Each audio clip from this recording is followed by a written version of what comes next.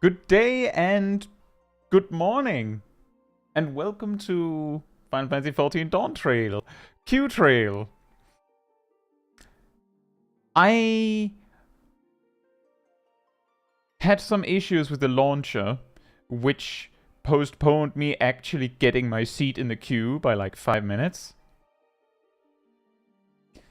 And this queue is progressing by less than 100 per minute, so it might be a bit. So I'll be here. With that said, whatever you're doing in Dawntrail, this stream will be 0 MSQ. So if you're like, oh no, I don't want to watch the stream because I'll get spoilers. Maybe you'll get spoilers for like a little bit of Viper quest, a little bit of Pictomancer quest, but you will not get any spoilers for the MSQ. Mic issues again.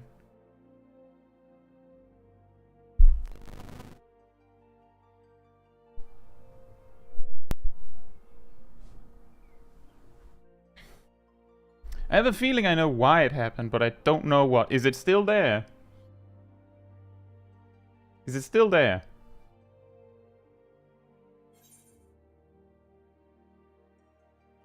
Okay for now. Let me know if it happens again.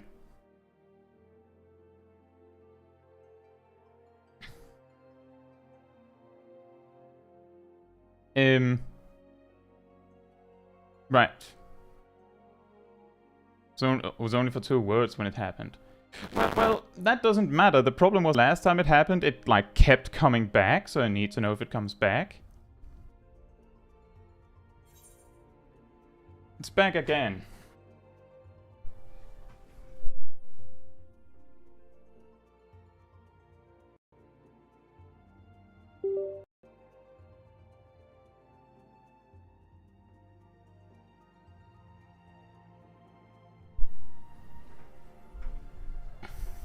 Let's try this again.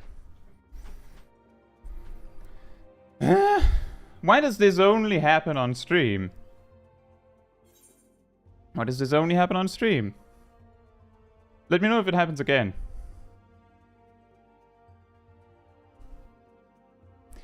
While I do that, hey Matthew, hey Shaq, hey Ogni, hey Cole, hey Potvin, hey Bluist, hey Bob, hey Castle, hey Gassel, hey Lexi, hey Pixels, hey Margitus, hey Alec, hey Kaze, hey Kai, hey Salamander, hey Tristan, hey Angel, and hey Malice, and hey Shorakai, and hey Jade. Hope you all doing very well. Maybe reboot? Not now! Is it still doing it? Anyone?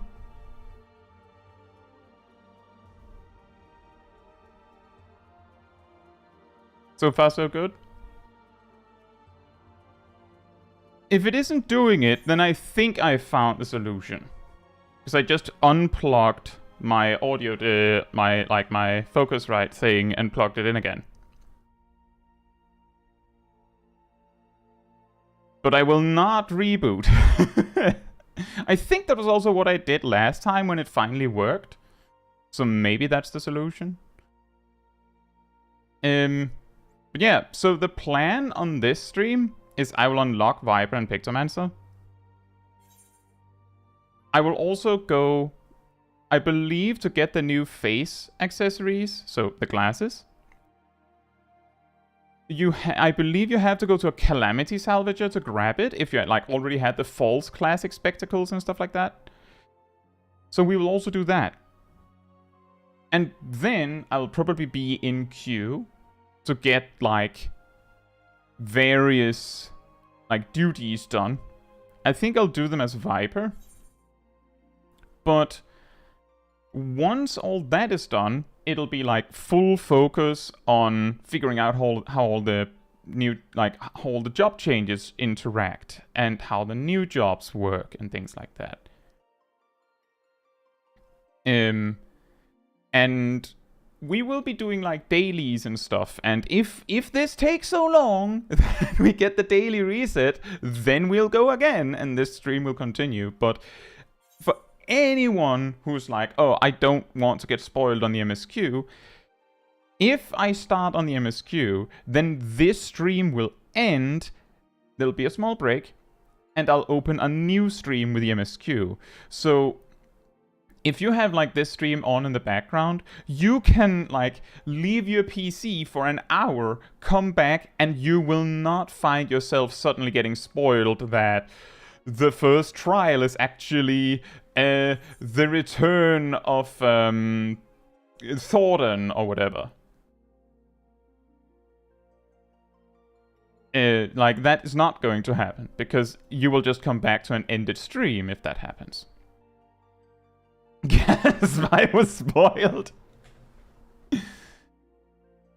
Well, if the mic issues have left, then I know what caused the problem last time, what caused the problem this time, and possibly also how to resolve it in the future.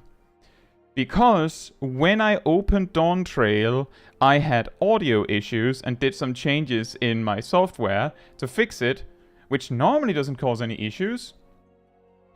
But then you immediately reported that there were sound issues. So apparently those two things are accompanying each other.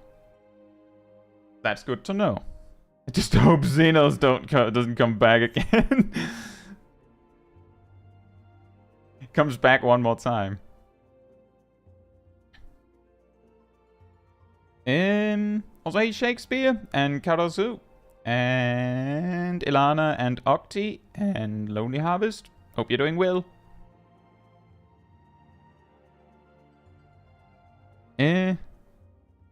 It only says, first time catching a stream here. Gotta say that your Red Mage Level 50 guide helped me get out of my White Mage shell and play a DPS role for once in my life. Well, as long as you're having fun with it, that's the important part.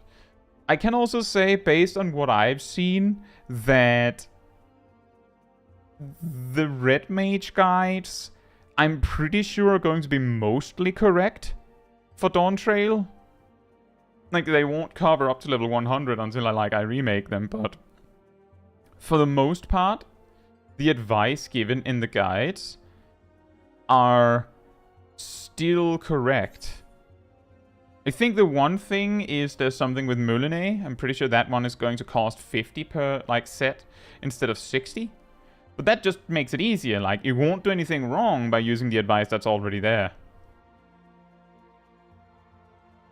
Dark Knight will have to... I mean, Angel, the thing is, I will remake all of the guides one at a time. But some of the jobs are more dire than others, we can probably agree.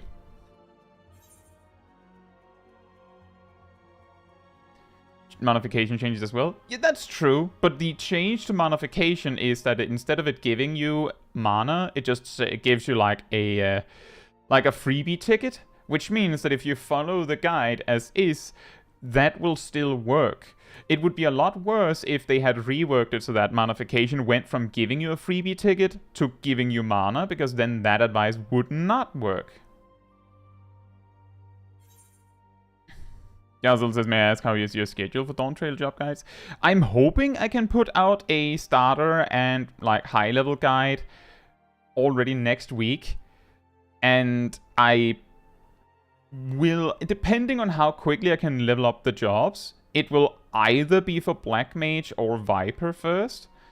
And part of the reason why I'm thinking maybe I can get Viper in first is because there's something really weird about the Black Mage situation.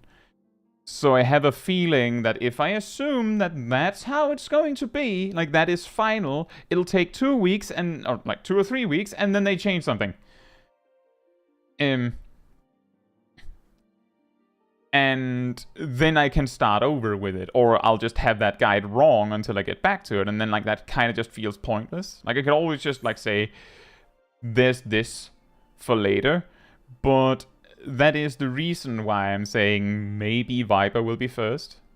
Because I specifically saw that Black Mage looks a little dicey, whereas Viper, I don't think any potency changes will change how Viper plays. Sato says, how do you think it changed Black Mage? Well, as it stands right now, at level 90, actually, at the level where you unlock the Umbral Hearts feature, so you can cast 2 flares if you have Umbral Hearts, the optimal AoE rotation appears to be flare, flare, transpose, freeze, something instant, transpose, flare, flare, transpose, freeze, something instant, transpose, flare, flare. Which means that by level 58, Blizzard 2 and Fire 2 serve no purpose whatsoever. And yes, that is considering that the first flare will only be 40%. And that means that at level 82, you get high Fire 2 and high Blizzard 2. You look at it and go, I wasn't using Blizzard 2 or Fire 2. This doesn't change anything. That alone tells me there's something wrong. Hey Mally, hope you're doing well. Glad to hear from you. I'm doing well apart from, well, you know, this. Hey Shiro.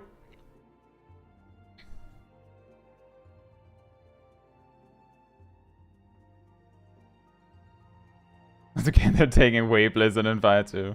Well, see, that's the thing, is that I'm expecting... I don't know what they'll do, but one of the ways they can fix it is by just buffing the potencies on Blizzard 2 and Fire 2.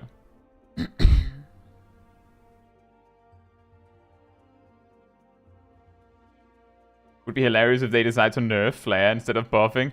That's true, but I can also say that at level 100, the bigger reason why that rotation that I just mentioned is so good is because Flare Star makes it even better.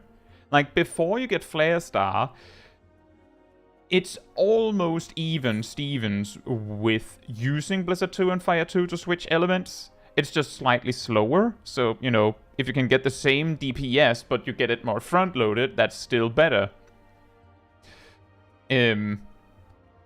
Whereas at level 100, it's not even close. Like, it's Flare, Flare, Flare Star, Transpose, Freeze, Instant, Transpose, Flare, Flare, Flare Star.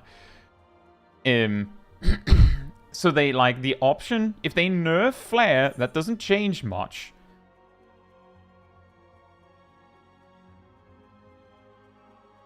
Like, it doesn't change that much. It does change something, but it doesn't change that much.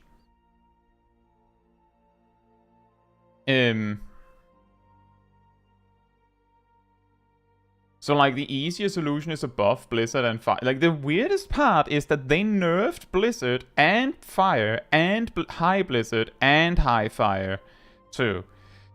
And then they also removed Enhanced Flare. So, like, if they had kept Enhanced Flare, then you would still have reason to use High Fire 2 just because it boosted Flare, but they removed both that and nerfed High Fire 2 for some reason. I think the reason they removed Enhanced Flare is because then it means you can, probably at a loss, but as like a recovery method, you can finish like a fire sequence with Flare, because it gives 3 Astral Soul stacks instead of just 1, like Fire Force. Like, if you can sneak in 3 Fire Force and then a Flare at the end, you can still use Flare Star. Like, that's an option. I haven't, like, run the numbers on all the sequences, but, like, it is an option to, like, still get your Flare Star. If, for whatever reason, you don't have the MP or the time to cast 6 Fire Force. Shadow Knight says, what happened to Sharpcast? It got deleted. They made it so that you get access to Thunder through other means, and they made it so that Fire Paradox guarantees Firestarter. So by level 90, the only thing you can use Sharpcast for is Scathe. Like, at that point, they might as well just make it so that Sharpcast just makes it so that every 30 seconds, your next Sharpcast does double damage. But why would you want that?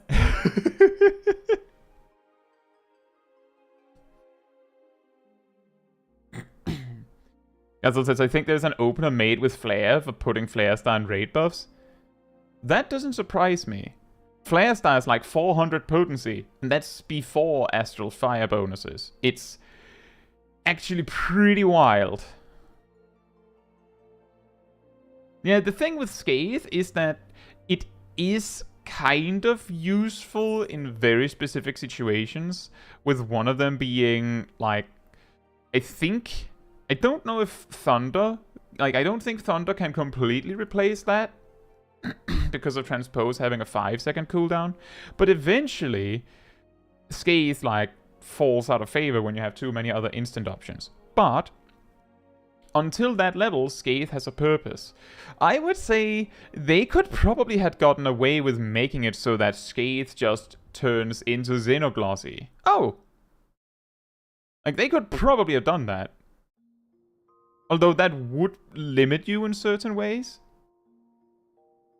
Because now you don't have Scathe, and you could have had both. They changed things. What?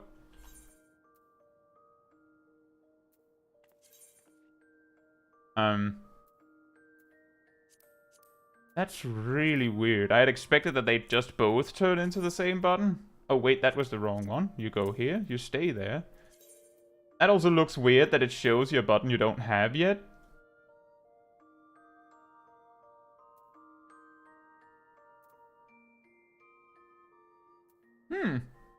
I could have sworn they said that some of these buttons would, like, combine. And then they just didn't. That is weird. Why did they run that back?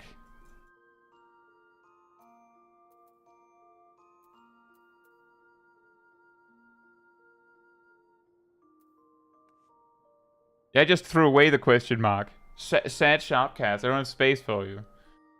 What do I do then? This. And now I have space for Flare Star. There we go. I was specifically planning for that change, OGP. You promised me.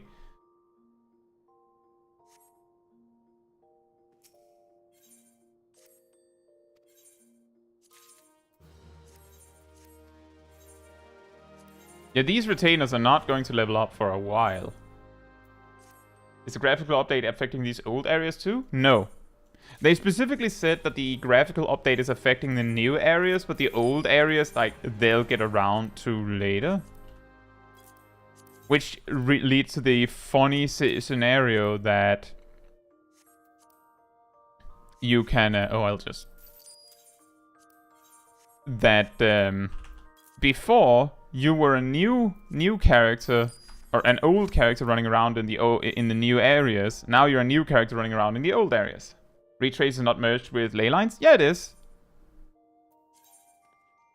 The thing that I was promised is that I was promised that Fire 4 and Blizzard 4 would be contextual buttons that would, like, just swap. I was promised the same for Freeze and Flare, and I was promised the same for Despair and Umbral Soul.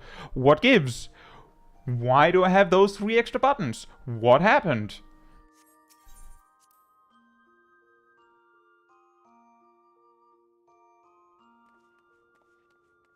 Right. Does anyone know where the Calamity Salvager is in Uldar?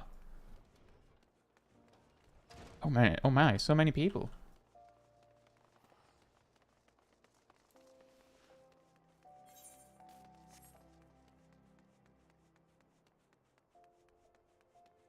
Next to Blue Mage. Oh. Am I low FPS? Oh wow. Either there's a lot of people here causing that, or I just don't have the superpowers to go full blast on the frames with all this at once. There. Oh! Wow. There he is. Thank you.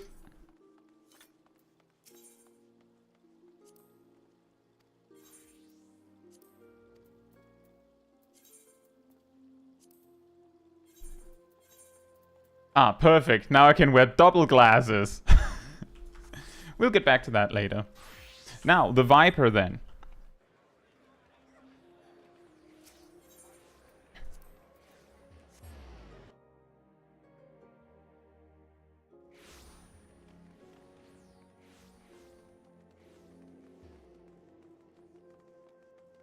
Who is just on the other side of the same street that Samurai is, as I recall. Oh yeah, you can also, where was that setting?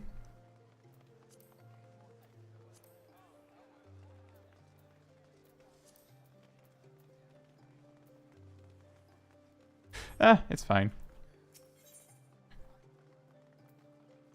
You. Let's see. I might go a little bit faster through some of these things. But you're an adventurer, yes? There's a spot of bother over at the Weaver's Guild, and we could use a hand sorting it out. We received an order for a full ensemble, but now that the work's been completed, the client refuses to pay. Oh look, Puxy's here. Mind you, I had my suspicions from the start. He calls himself a Viper, of all things. In my experience, people who name themselves after snakes are not to be trusted. In any case, he carries a pair of swords on his back. And I had to think what would happen if you started wielding them in anger. Could you head to the guild and smooth things over?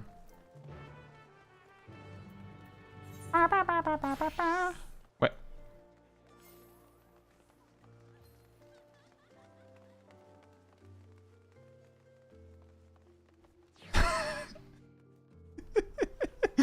Right? I'll just go back again. It's fine. I was just there.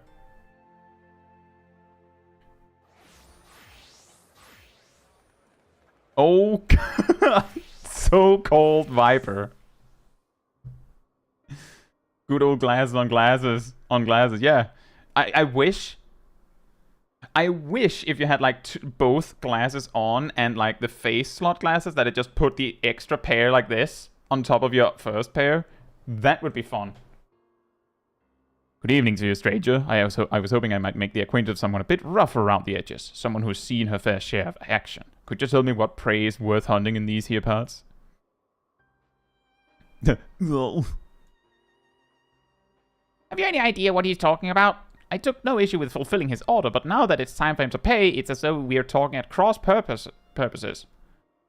Likewise, I don't understand why this fella's being so difficult. All I'm asking for is the outfit I ordered and the name of some critters worth killing.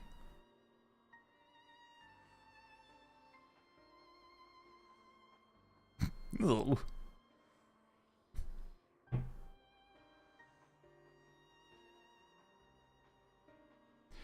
Maybe I ought to explain from the beginning. I'm from Tyrol, a big old continent on the other side of the salt west of here. You've been there, I reckon. Then you might have seen others who wield the dual blades, or vipers as we're traditionally known. Our duty is to hunt ferocious beasts that endanger the lives of innocent folk. In fact, that's what brought me here. Thing is, all that fighting and long days on the road ain't been too kind to my gear. Reckon it was high time I got me a new getup, bespoke and all. Fascinating, I'm sure, but why do you refuse to pay for your order? And why are you so insistent that I choose my prey? Because how else am I supposed to pay you? Do us a favor and we'll hunt down any beast you want. That's the code, how we Vipers do business. Well, that's inconvenient. He expected money and he's offered a kill quest completed instead. Weavers prefer more conventional forms of compensation. That's so. So you're saying they want something else instead? Yep, money. Payment commensurate with the skill that materials required. In gil, preferably. Dun, dun, dun. Well, didn't see that one coming. Guess that explains our little misunderstanding. But surely your countrymen trade in some sort of currency, yes? Or are you Vipers so far removed from society as to be unaware of such concepts? Of course we know what money is. We ain't no bumpkins, but when it comes to requisitioning goods and services, I usually rely on the elders to deal with artisans and the like, which is to say I ain't in the habit of carrying significant sums. So be it. If your only form of payment is the slaying of beasts, that shall have to do. As it happens, one of my colleagues in Eastern Thailand reports that merchants carrying our supplies were attacked by a wild fiend. What's more, the creature is a species of many-headed scalekin, never before seen in this region. It is rumored to have escaped from the Colosseum and has been running rampant ever since. Scaly, lot of heads. Alright, you got yourself a deal. Deal? Considering the guild has already fulfilled its end of the bargain, you should count yourself lucky. Still, I'd hate for anything to go awry at this juncture. Might I ask a favor of you, friend? I'd like you to accompany him and ensure that he attends to the creature as agreed. Besides, I dare say seeing a so-called viper at work will be an enlightening experience, which I will not participate in myself for some reason.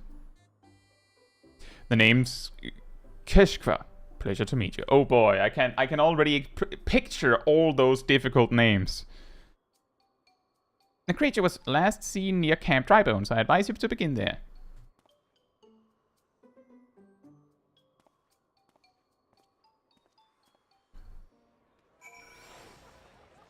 Whoa! Whoa! I need, like, a paddle! And also, before I get too caught up in things, let me just buy some gear. Are you excited to see how many people are over there?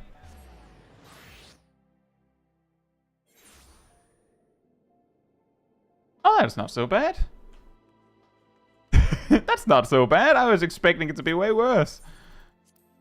Oh, right. We're gonna need one of these.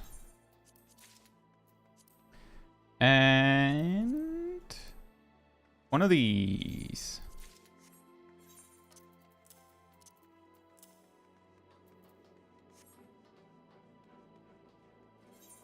Why has no one turned on the company actions? What's happening?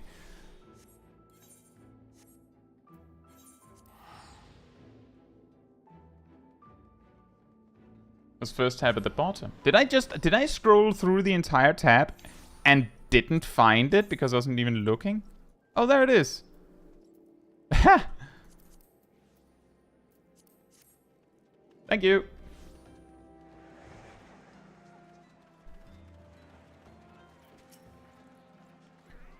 So this is Camp Drybone, huh? Fitting name. Anyway, you ready to hunt? What's that look for? Ah, let me guess. You want to ask around first and see if anyone can point us in the right direction? No need. The Weaver's friend told me plenty. All we gotta do is track down the beast, which is a Viper's specialty. Is it? Do you have an action for that?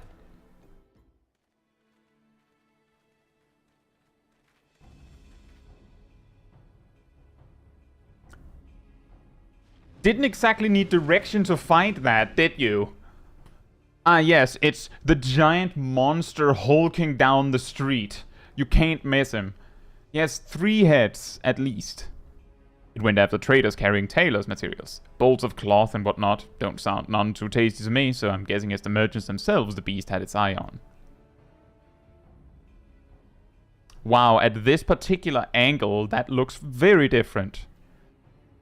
Most predators use their sense of smell to pick out their meals. Scents carry on the wind, so you gotta consider the positions of the rocks and plants to determine how the air tends to flow through an area. Ain't too hard to deduce where critters made its lair after you've done all that.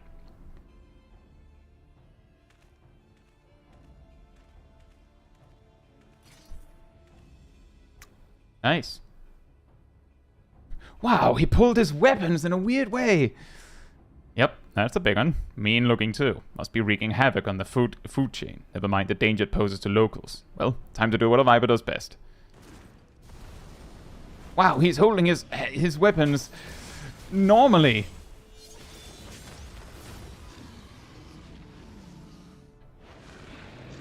You're holding your weapons wrong. You're supposed to reverse grip it. Don't you know how to be a ninja?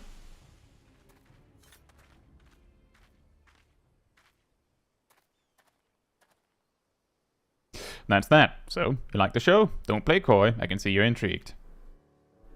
Wolfstein Pierre. Here we go. But before I spill all my secrets, I got a question for you. Ever heard of a troll vidral? No.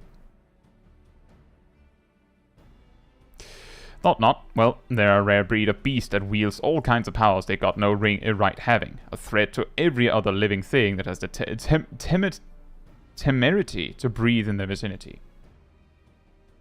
Because of their long lifespans and unnatural abilities, they were dubbed the Tyrants of Tyrol. That's more or less what the name means. Anyway, someone's gotta hunt the Tyrol Vidral, and that someone is us, the Vipers.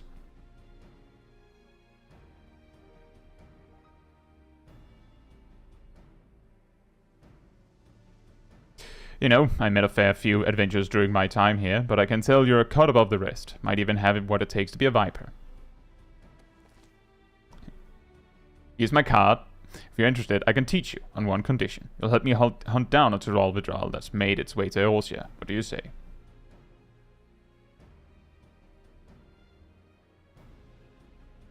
Huh. Hell of a thing to ask out of the blue, I know. Just think on it some, will you? Wouldn't that be funny if you just didn't complete the quest? Let's head on back to Ul'dah and tell the Weaver fella we are square. The journey will give you time to consider my offer. I think they've made the head shakes and nods a lot, like, more normal? Does that make sense? Like, the head shake when he asked if I knew a thing didn't seem as, like, aggressive, and the nod was a lot softer. Like, it had less of the classic. Maybe they've done that across the board. That would be nice. Wow, so many people to load. I just gave our Weaver friend the good news, and he handed over this set of fancy duds, as promised. Gotta say, it was worth the trouble. So about my offer, you ready to become a Viper and protect folks from the nastiest beasts that ever lived? Yeah, totally. A mighty fine answer. I'll make a Viper of you. Just see if I don't. First order of business, let me give you this here soul crystal. It contains knowledge of our fighting arts, passed down since ancient times from one generation of Vipers to the next. Assuming you've got the knack for it, our skills can be yours too.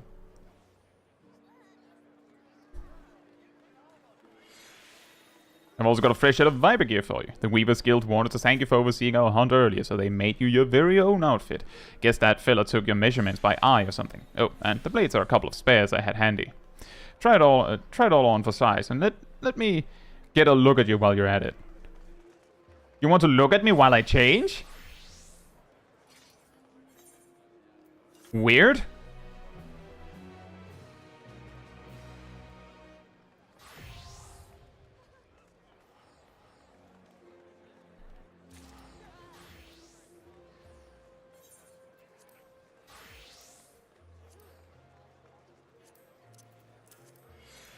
We're not going to be using that, but I want to have it.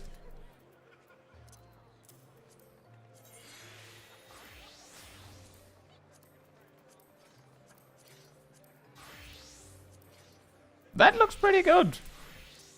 Looks like a starter set. I'll put it over here for now.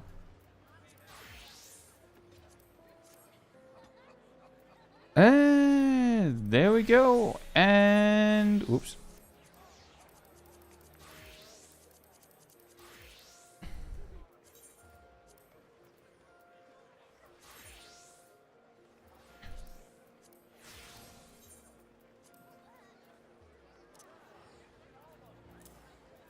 There we go. It looks pretty good.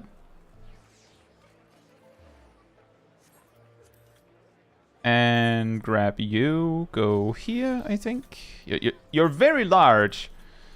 You're very, very large. Why are you so big? The Giga Gauge. To rule all gauges. Let's see. Oops. Mount. Oh, they changed this.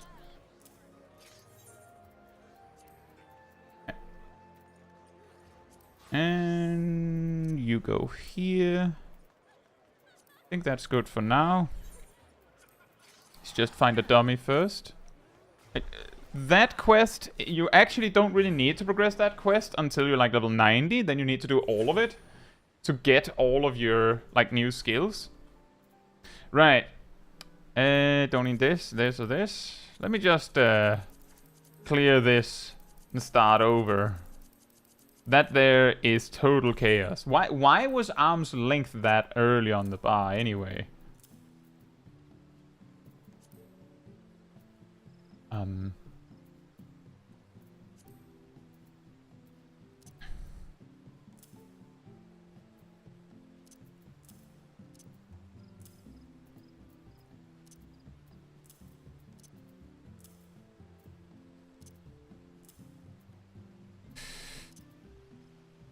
think it'll be something like... Oh, wait. I'm being an idiot. Do it like this.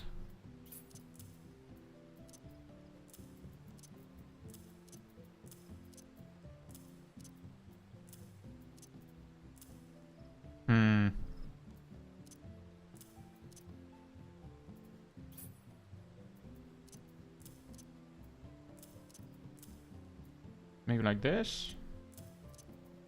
Ooh, it's really difficult. Do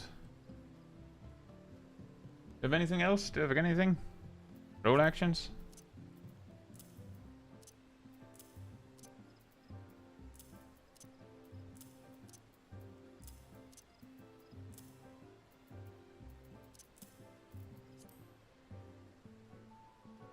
Tell me there's an all jobs with 100 achievement.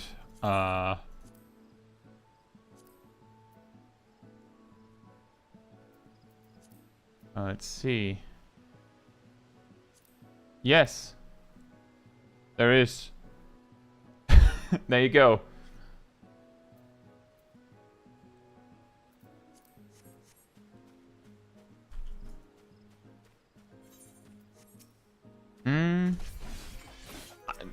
Good job. I opened with the wrong action. Let's try that again. And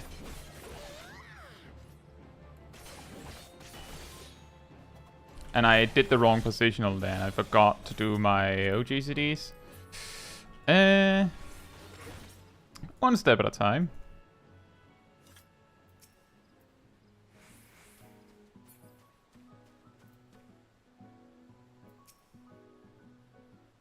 Looks very flashy. That one is flank, that one is rear, so we should start here. It's important I attack this dummy because those won't work. They're too high level. Easy cap. Hope you're doing well.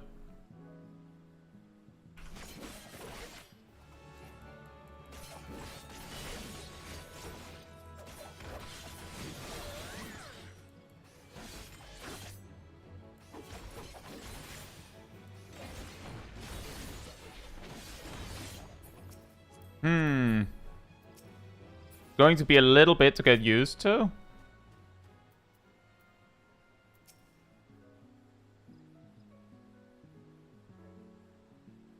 Well, Matthew, what you can do is there's, of course, the sizing stuff.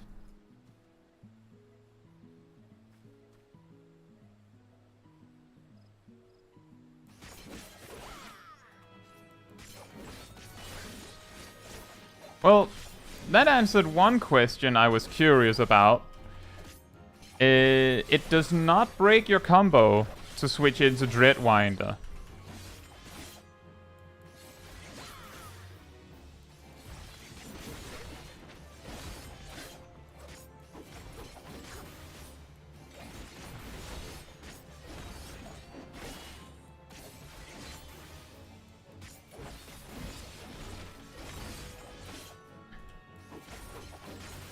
Right.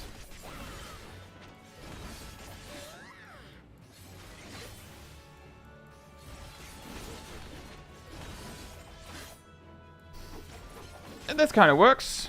This makes sense.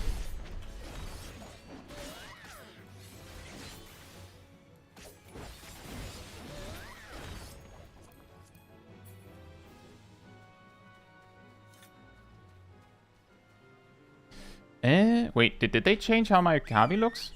Oh, they didn't. They just gave it a new icon. Well then. Go there.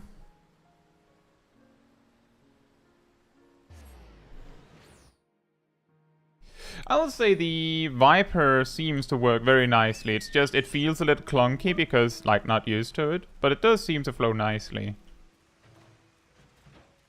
I think I might actually do it like this. Not fully sure. I really want Serpent's Tail to be not on a modifier, simply because that makes it way easier to to use it when later we get reawaken. By the way, give me another one.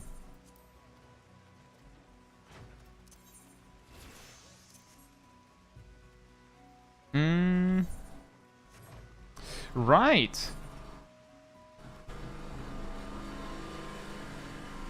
Alright, apparently there's noise outside. Not much I can do. If I close the window, I'll get a heat stroke. So, sorry.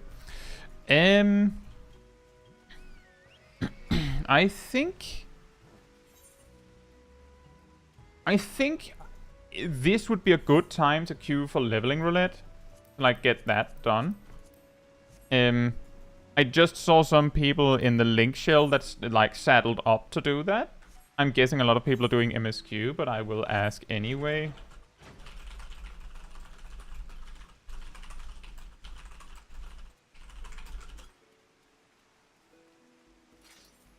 Angel says they can join? Well, are you... Can I access you from where I am? Can I invite an angel?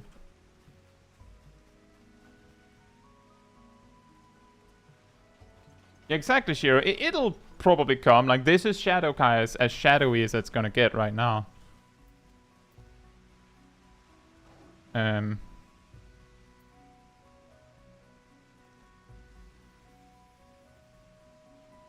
Crossworld duties. But are you not over on Light, Angel?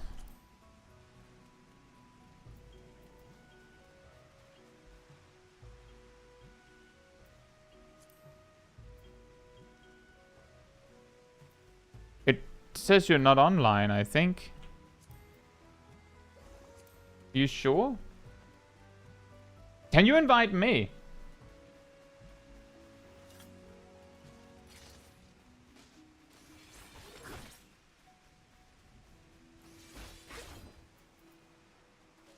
Because it says you're offline. Actually, it... Yeah, I don't know why it's doing that. It's really weird.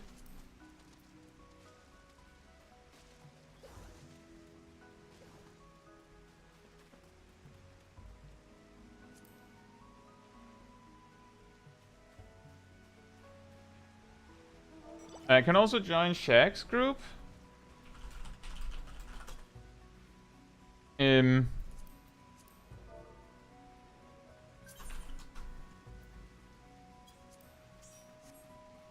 Yeah. Yep, perfect. That looks just about like the kind of party I would expect.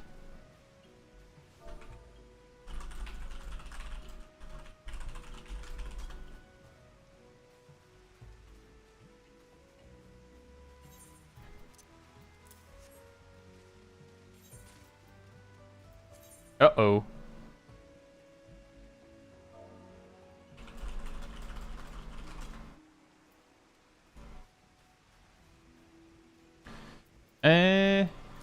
I accidentally deleted my Black Mage set.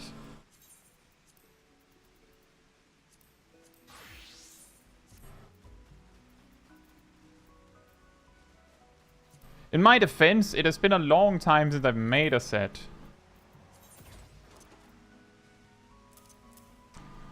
Okay.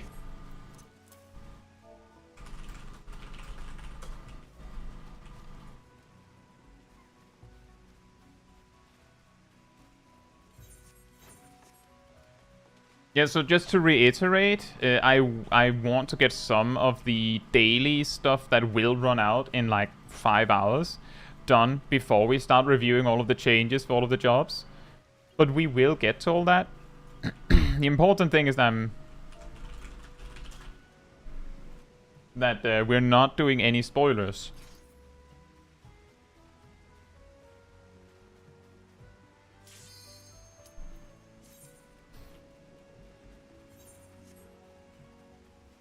Mount Gulk?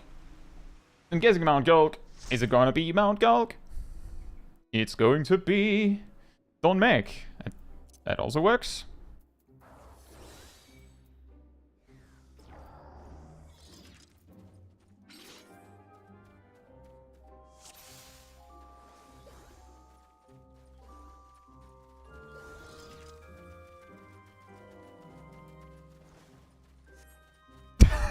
I have to say, that running animation looks kind of funny.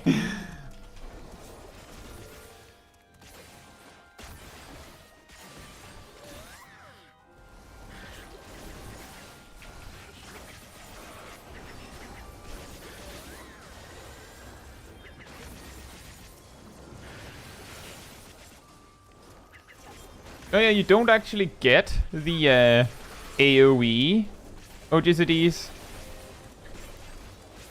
at this level yet. Not for the glaive combo at least. The Viper side is actually the Viper stuff, like the Viper side isn't that helpful if you switch between the combos. Like, it feels like it only helps you when you're, like, repeating them. Hey, Inferno? Yeah, I will do new guides for all of the jobs. I just have to, like, get to them. I'm not going to make a guide for a job I have no idea how to play.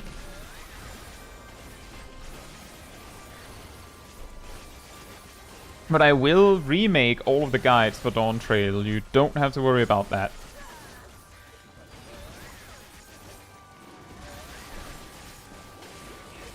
I keep making the mistake of like choosing the same combo twice.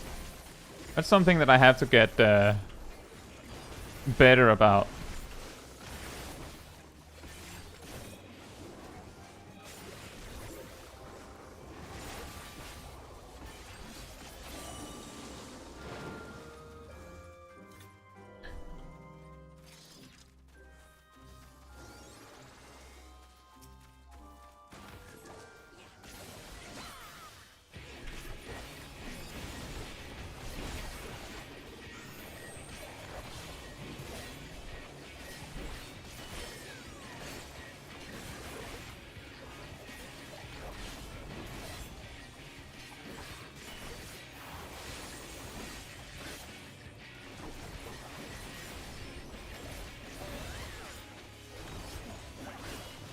Oh boy.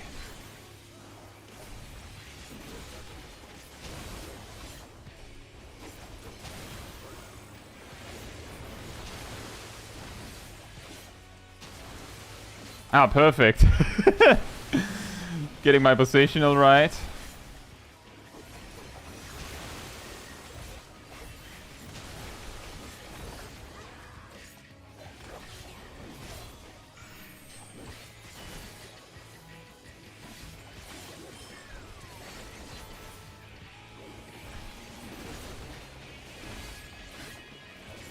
Ugh.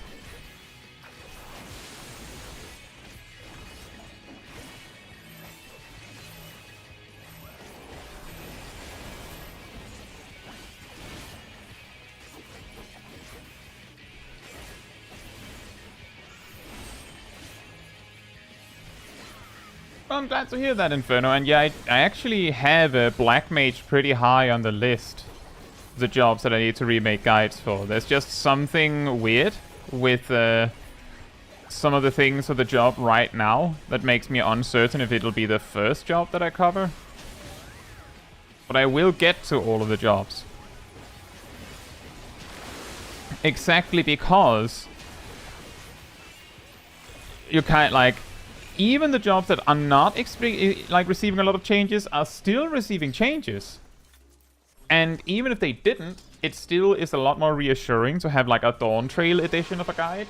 That you know, no, this one is up to date. Instead of like going, oh, this is the Endwalker guide. Is this still right? And you have to ask. Like, that's not good.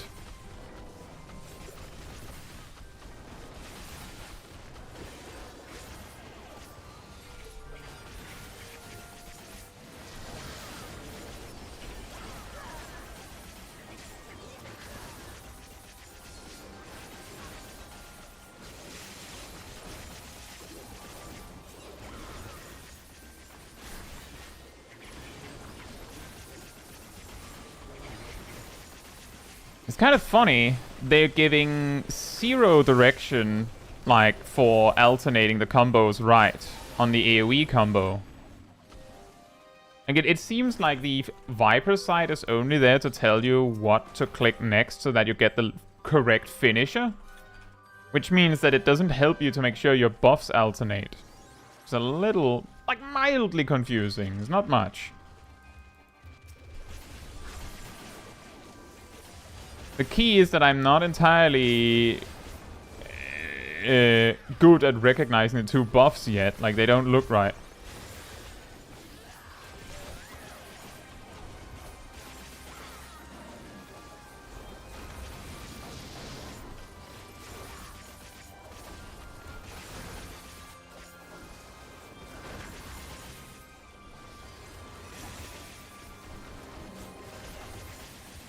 Skate isn't a roll action? What do you mean?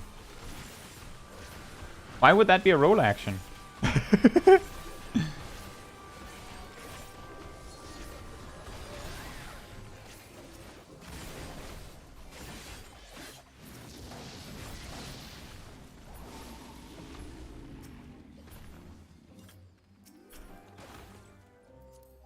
That's a really nice animation for the gap closer, by the way. You assumed all casters had a spell that just costs 800 MP and does basically nothing? That's weird. Isn't that weird? Wouldn't that be weird?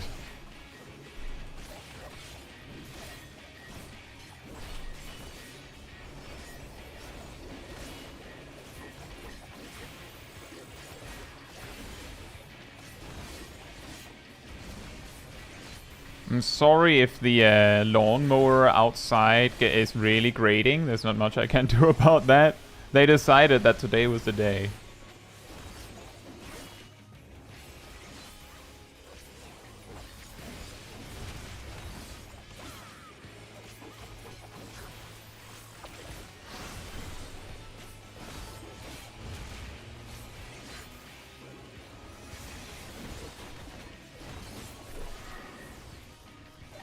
That's the back positional.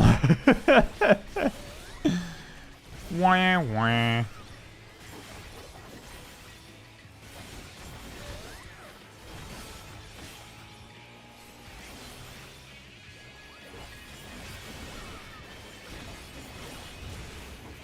Wouldn't having sleep be weird? It would.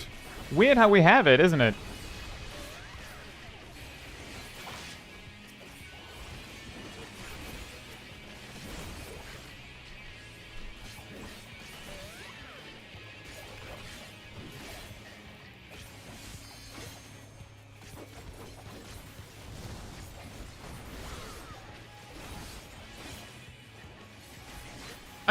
I do say I'm positively surprised that it is a little harder to keep track of all this than I initially expected.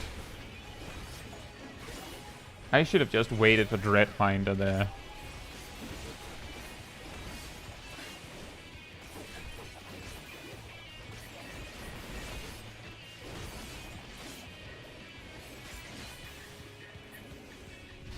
Now that was kind of fast, wasn't it?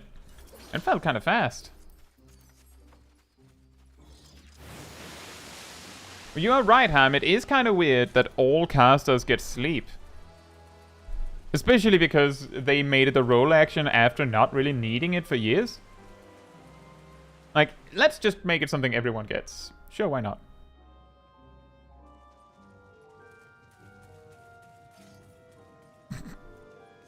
This running animation is so funny to me.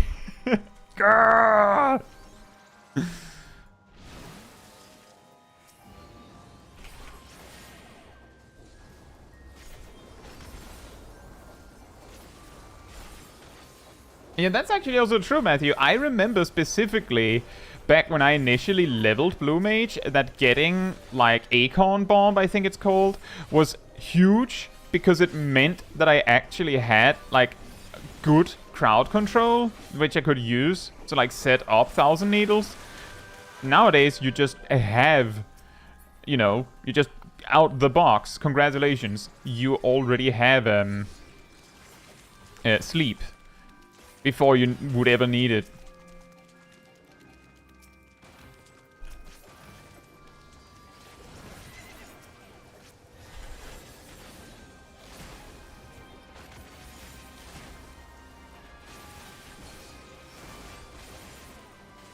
It is pretty funny that you don't get the glaive AoE combos until like a bunch more levels.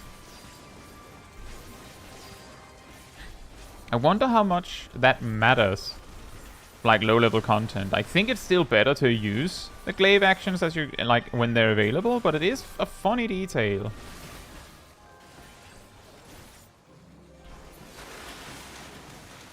But the one thing I wasn't sure about that I got confirmed instantly once like I had my hands on it was, does using your glaive actions break your dual blade combos? And the answer is no. Which is pretty helpful.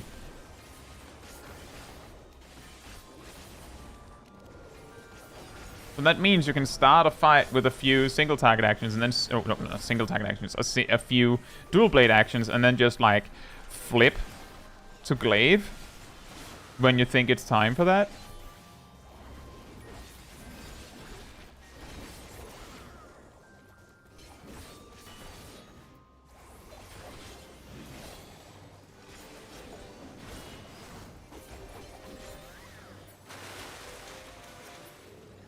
Yeah, I feel like the longer you, like, it feels like the queue almost exponentially increases in length. Because some people said they were like 1,000 in queue and it took 10 minutes. I was in the queue for like 30 minutes. And I had 2,000.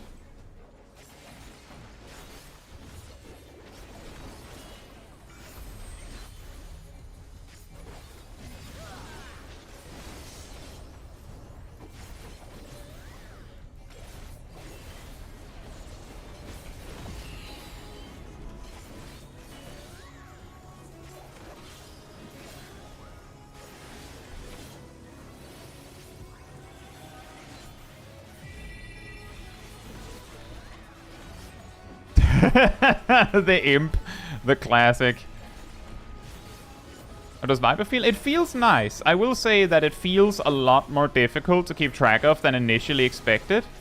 Like initially when you see the toolkit where like it straight up has like a gauge to help you, it makes it feel like, yeah, this is going to be trivial, but it's not. Like, it's not entirely trivial.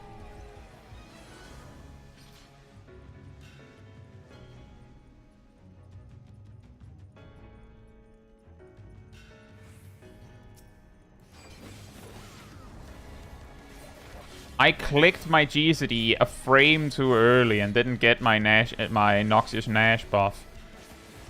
Bruh.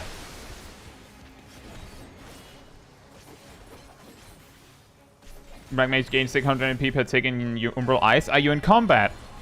Because if you're not in combat, then that's the reason.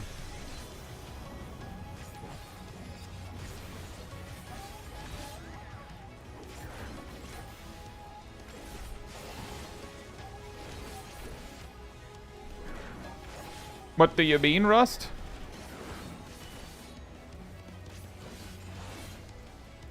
The compact one? I mean, I like this one. There's not that much going on, so I don't need to make it smaller. But I'm pretty sure the compact one is just like a mini version of this. Like, if you think it's very, very large, then you can use that instead.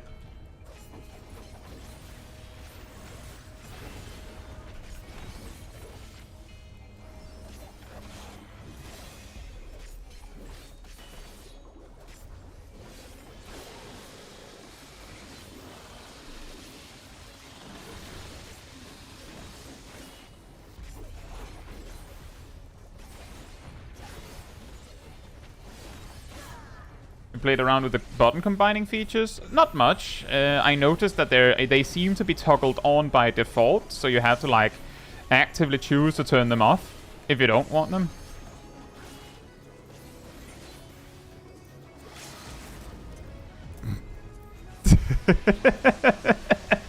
The spellbook limit break.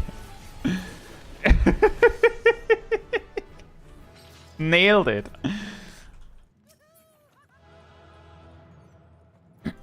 Yeah, I've said the same, Cole. If you're really low level, especially, then with Lucid Dreaming, you can make it so that you might be able to skip one ice spell, but like it's only relevant in like little range 20 to 34, and even then it's like, maybe it works. I will leave the party. Thank you for the leveling roulette. I should have spent more poetics. That gave poetics, didn't it? No, it doesn't. I don't think that one gives any of your not max level.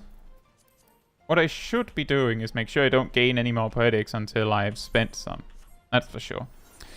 And next we go unlock Pictomancer.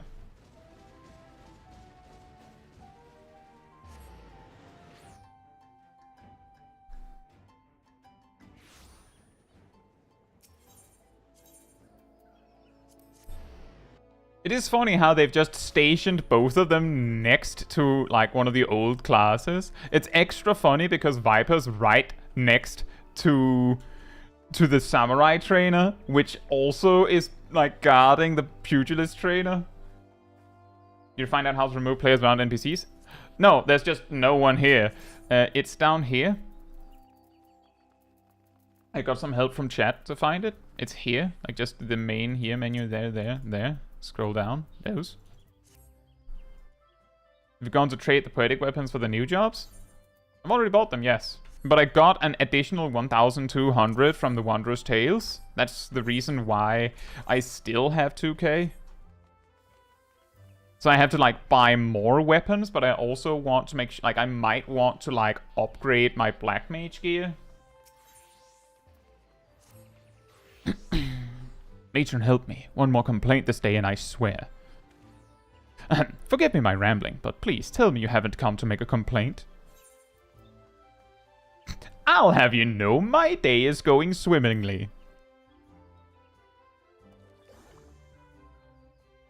Well, I should warn you that a Moogle has been making a nuisance of himself here in Gridania. The palmed pest has been harassing adventurers in an attempt to rope them into some painting endeavor. Despite the lack of interest, he refuses to give up. You are an adventuring sword, are you not? If so, you would be wise to give that Moogle a wide berth. Unless you're the artistic adventuring sword, I suspect he's still loitering in the Aetheryte Plaza if my tale has piqued your interest.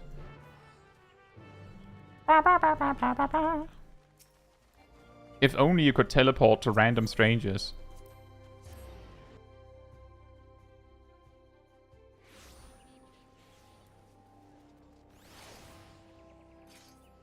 That is funny. It just remembers which of the weapon modes you used last, and then it just remembers forever. That is funny. And yeah, I could imagine that would be the challenge, Tristan. Like, while you're doing all your stuff, then you get, oh, time to use my living mute. Oh, wait, I forgot to prepare it. No. Like, that's going to be one of the big challenges. You there, Kubo. How would you like to do some painting? Not ordinary painting, mind you. Magic painting, where your works come to life. Your imagination is the limit.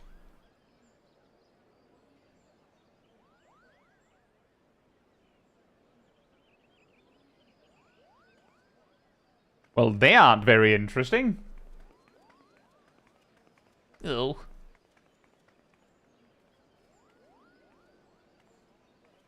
I'm pretty sure it's a 40-second cooldown, Tristan. Are you sure it's 20? No, Kubernuts. Why won't anyone give me a chance? They could do so much good with the power of Pictomancy. You had me at magic painting.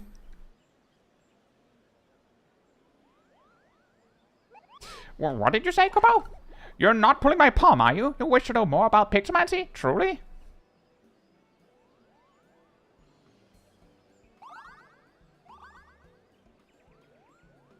Hooray, hooray! The name's Kupopo. Wow.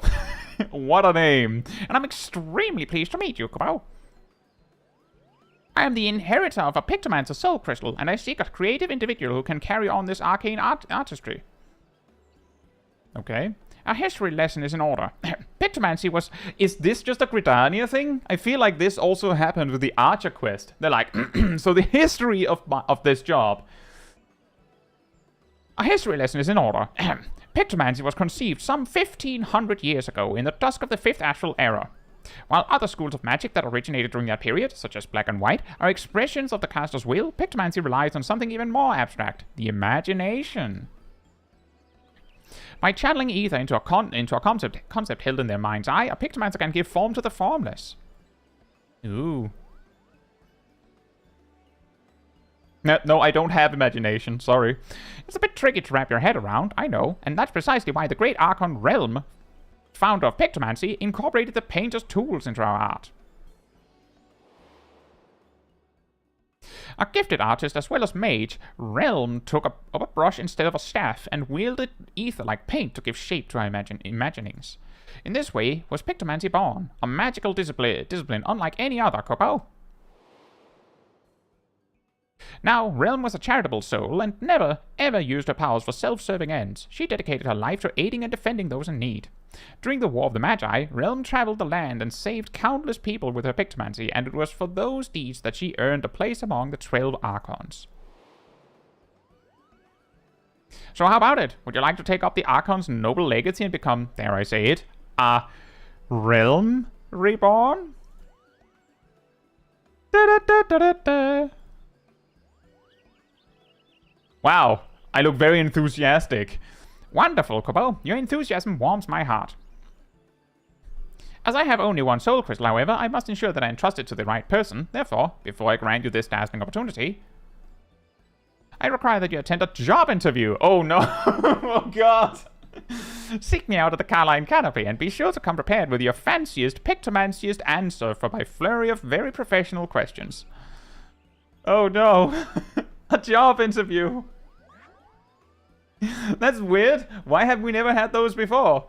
We have I have 20 jobs and I've never had a job interview for them. Why? Like for Viper, he just looked at me and was like, yeah, you look fine. Job interview extreme, yeah. You know, I like this one. This is a really cool sprinting animation. But the dual blade one is hilarious. Ah, there you are. I would have invited you to my cozy little hovel and put out tea and biscuits. Except I don't have a cozy little hovel, or any home to speak of, for that matter. Such is the life of an itinerant Moogle, Kobo. I haven't a guild to my name either, so I can't order us tea and biscuits, but we can avail ourselves of a table. What's with both Viper and Pictomancer trainers just not having money?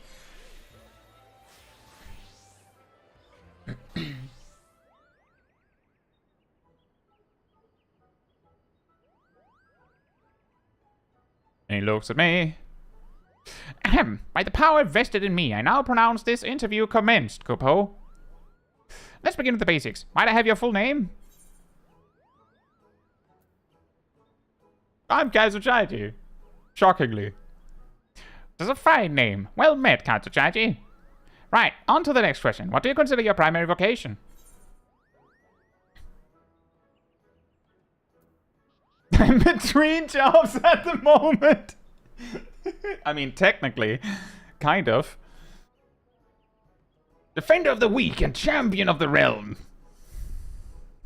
Oh, to declare it with such pride, you must be motivated to help others indeed. You have the ideal temperament for a Pictomancer, Kobo. And moving along to the next question, how would you rate your artistic abilities? My stick figure drawings are second to none? Above average, perhaps? I don't know. That's just fine, Kobo. For Pictomancer's most vital asset isn't their artistic skill, but their vivid imagination. Speaking of imagination, let's try and put yours to work. Tell me the first thought that enters your mind when you hear the word Moogle.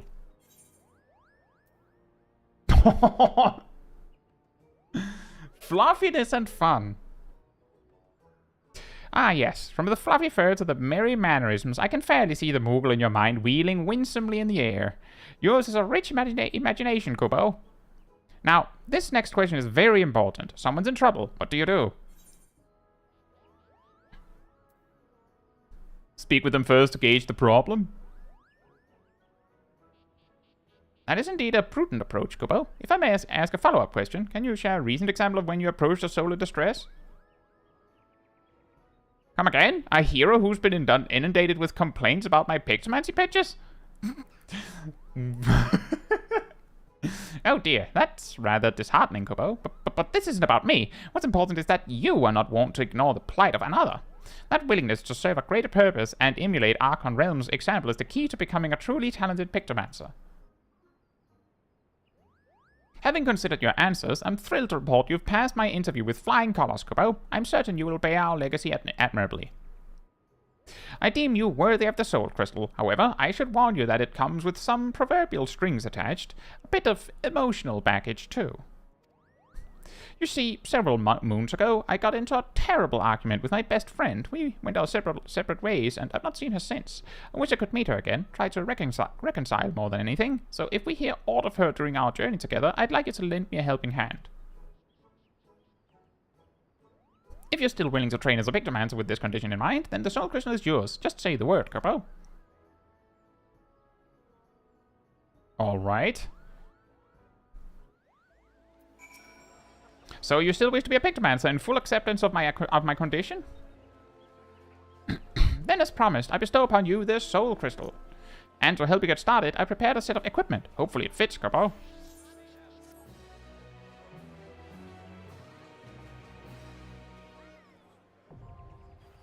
Wow! Pictomancer unlocked.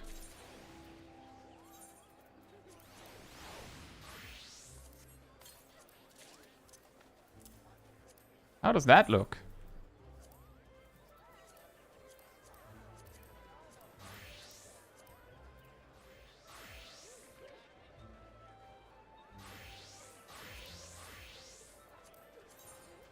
Yeah, that does look like a starter set.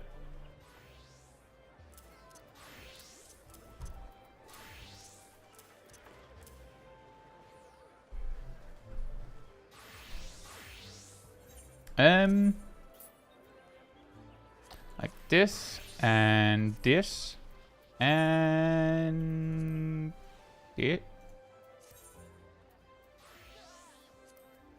This, and I almost made the same mistake again.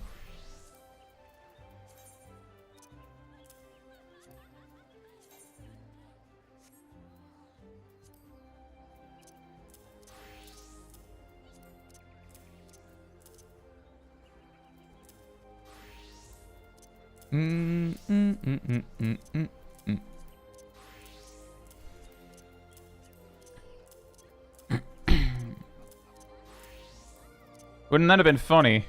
I have to fix my gear sets again. I think that's everything. Yeah, that one. I really like that one. Specifically. I also think... Whoops. I think this one is fine as is. It's just kind of big. Maybe make it like this.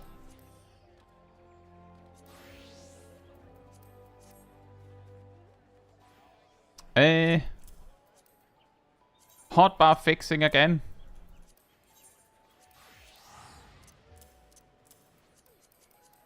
Oh, Rust is there. And that's good to hear, Wool. I could imagine that a lot of players that found found Monk overwhelming would find it a little easier now.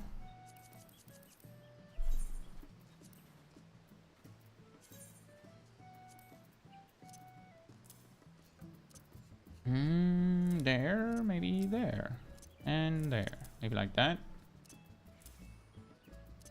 I do not understand why they gave you two separate buttons for that. I don't know.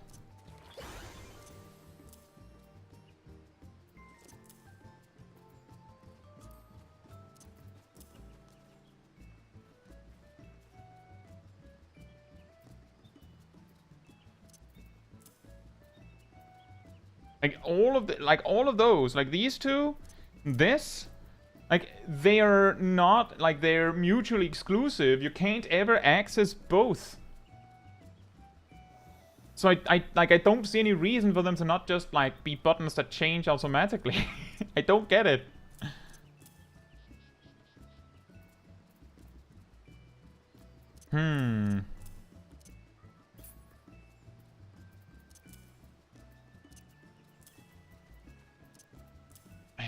Maybe this is good. Put you there.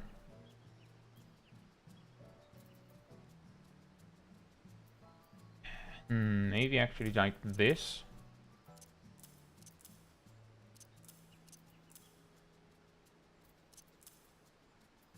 Would also be an idea. To take you there. Maybe there, and then do this. What other buttons am I missing? Missing Star Prison. You, is that everything? Remember there's this feature in World of Warcraft where it puts like a glow around any button you don't have on your hotbar, so you can easily find them? That would be neat. But I think I have everything. Wow. There's like more buttons that are not on the hotbar than there are buttons on the hotbar.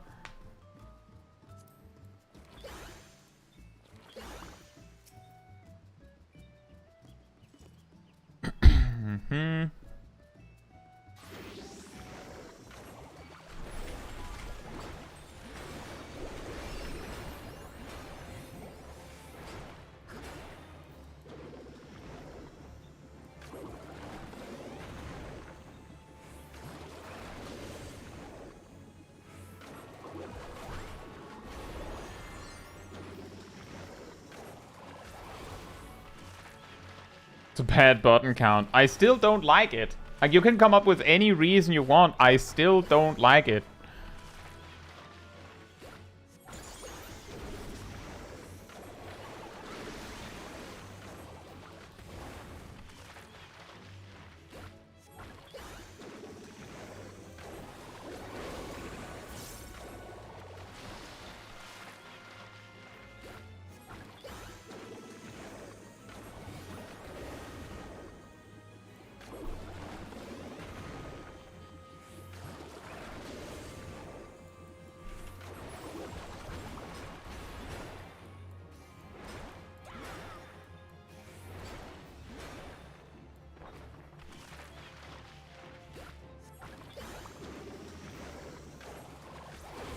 There's a lot of just click the glowy button, I feel like.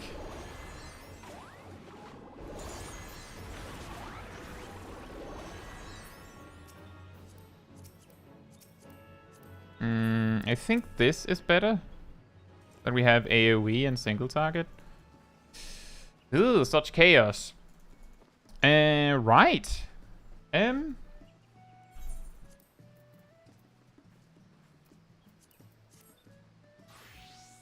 pretty sure you're meant to save Holy and White for movement. Kind of. But it is a DPS gain to spend them. They changed that a little bit. But you should use them. I'm pretty sure it's a DPS gain. It's a potency increase over the filler combo, but it might not be such big of a gain that as you'd think. It might not actually be a gain if you actually like sit down and do the numbers. But it is something worth saving for movement. But in this lower level range, where your burst is kind of like... When you enter Starry Muse, you're going to be doing like one hammer combo and like one subtracted palette combo, like a full one. And maybe then you have space for like one more thing, because at level 80 it doesn't reduce your cast times. There it would be nice to like finish with Holy and White. And because you don't have anything else, if for whatever reason you have space for 2 Holy and White, like if you have space for 2 White spells, then they should both be Holy and White, because it's the best one. As far as I can see. Like, the alternative is going into the burst with extra subtractive palette, but I'm reasonably certain... Subtractive palette, that I don't think you can fit 4 black actions with the longer cast time. Such chaos. Well, the interesting thing about it is that the rotation... How do they expect you to use Winged Muse? It's on a 40-second cooldown. The way I pictured it, Wool, and yes, pun intended, is you make sure... So the reason why it has 2 charges is so that you can sit on it. Because it has specifically 2 charges, you can wait like 80 seconds with using it without it being a problem. So what you can do to like maximize it is make sure that every time Starry Muse is coming up, your next living Muse is going to be Winged Muse. Here. Because that then leads into Morgue of the Ages. So, like, in the opener, you actually want to, like, cast Palm Muse and then just quickly live, like, creature motif again, so you have Winged Muse, then use Starry Sky, and then spend it during your burst. And once you upgrade it, like once you get the 3rd charge as you level up and you get access to Retribution of the Mardine, then instead you of course want to make sure that Retribution of the Mardine is the thing that lands in your raid buffs, if you can. But like sometimes that's just not going to happen. Like you get 3 per 2 minutes, and it takes 4 to reach Retribution of the Mardine. So sometimes it'll have to be Monk of the Ages. Sometimes, most of the time, it'll be Retribution of the Mardine. But that's kind of the idea, that you want to spend your Living Muses, like flip through the deck to reach the good one for your burst. And that's it. Because they removed like the need for astrologians to play a card on the odd minute, there isn't really any like odd minute buffs left to look for, and Pictomancer itself doesn't actually have like any reason to aim for an odd minute burst, like beyond like like the fun of it, which means that like all of those Living Muses to set up your 2-minute burst can be anywhere in that leading up 2 minutes, just as long as you don't overcap, like as long as you're not sitting on all of your charges, like you just spend them as they come. And you of course have your hammer stamped every minute, which gets easier once you get the upgrade, because that comes with an additional charge. Like that's actually the harder part at lower levels, is that you want to use hammer stamp, like Striking Muse, exactly on cooldown, because it doesn't have a charge, but it gets that at higher level.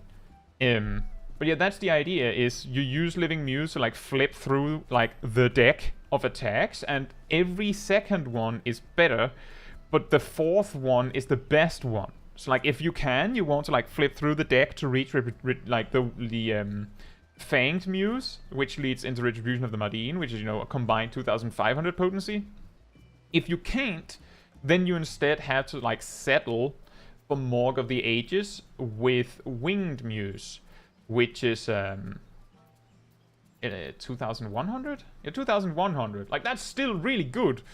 But that's just how the cookie crumbles. Like there's not much you can do about that. With that said, now that I have unlocked the new jobs, I think this is about the time that we should start looking at the changes for all the existing jobs before it becomes too late in the day for a stream that is about looking at the new job changes and all that. So let's take it from the left, actually. You can see all of the jobs on my menu here. What? But that nothing changed. Your beast gauge changed to nothing.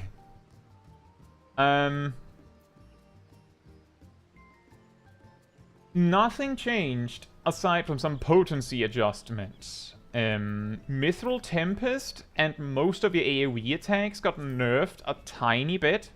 Like a tiny bit. Doesn't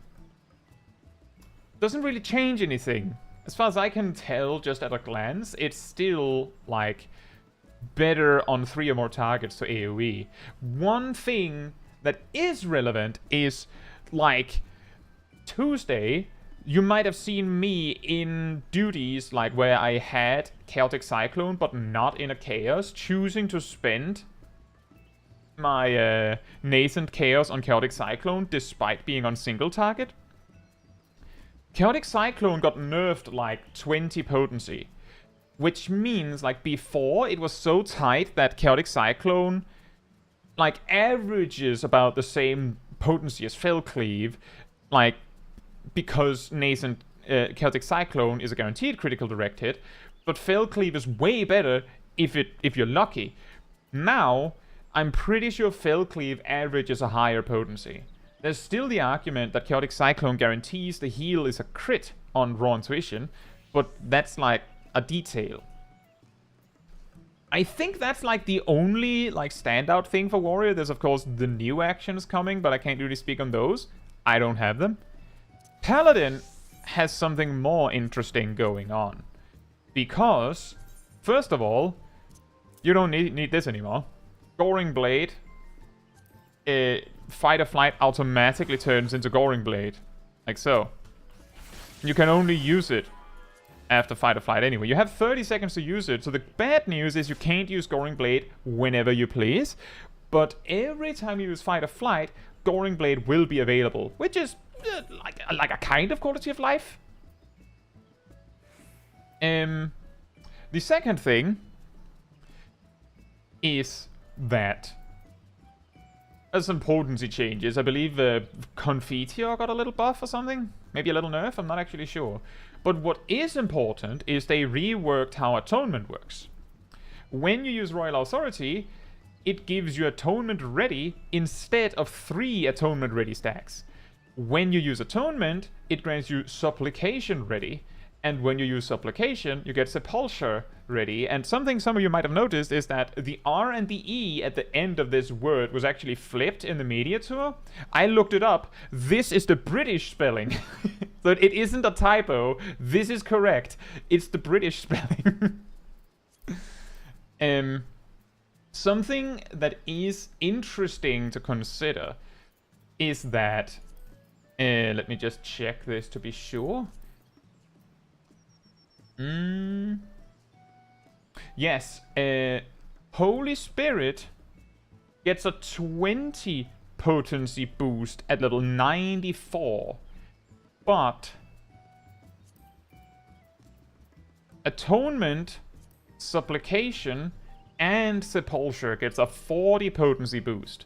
Why this is important is before level 94, your like priority of like you know, in your burst you have, you know, you do your Goring Blade, you do your Confiteor Blades combo, then you have 3 fillers. Before level 94 your priority is Holy Spirit, and then of course you want Supplication and Sepulture because those are like your like second and third best. At level 94 this actually flips and the priority becomes you want to make sure Sepulture is among them if you can. See, the keyword is if you can. You can't do much, but it is the best one, and Supplication is the third best one, where Holy Spirit is the second best one. So, like, they move a little bit. The reason why it doesn't change that much is because trying to adjust your rotation to make that magic happen, there's not that much you can do about it. Like, the best you can do is, like, if you haven't reached so that your next, like, filler combo is Royal Authority yet, you can, you know, do your Fast Blade, then Riot Blade, and then, you know, Atonement, and then maybe Supplication, so at least you have Sepulture. Like, you can try and, like, try to, like, finagle it so that you get specifically Supplication and Sepulture in the filler set. But it is not something you can control that much, but it is something to be aware of. Not really anything else here. Dark Knight, well, they lost Plunge. Let's start with that one. They lost Plunge. But instead, you get Shadow Stride, which does this. Whee! Oh, that actually looked kind of cool. That does actually pretty nice. That's a nice teleport. And I'd say that, look, I feel like in the job action preview it looked more like you just like slid across the floor, but here like it's actually like a teleport. The second thing is actually, well, the second thing is that apparently you can choose to have Salt and Darkness as a separate button if you like now. If, like, I don't know why you'd want that, but you can. The third thing is Blood Weapon now naturally upgrades into Delirium. Which, of course, also means that they changed Blood Weapon to only give, like, 3 stacks instead of 5. Let me just check something. How much are we talking here? Yeah, they kind of nerfed the amount of MP you get from it. Maybe when your Bloodspiller upgrades to the new combo, it evens out. But Blood Weapon used to be like a combined 3000 MP, where Delirium added 200, like, to the Bloodspillers and 500 to the Quietus. So like it's slightly worse now, but you save a button, and I'm sure they've accounted for that. I think that's everything on Dark Knight. Oh yeah, by the way, Unmend, enhanced Unmend reduces the cooldown on Shadow Stride now, so it's actually, it got nerfed. Dark Knight lost damage because it got nerfed. Doesn't get more plunges. Gunbreaker next. I don't know how much they got. Oh right, Sonic Break comes from No Mercy now. Like, that's just free. And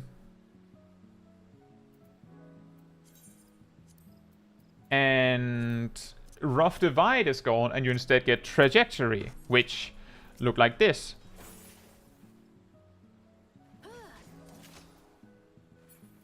That was a little meh. that wasn't as. I think the Dark Knight one wins here. Like that, I think the Dark Knight wins that one. that was really. I think that's everything that like got changed. There's of course the new stuff as mentioned, but I think that's it.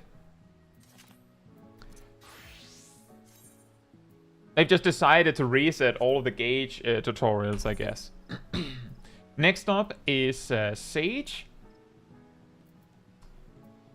There's two things specifically stand out about Sage.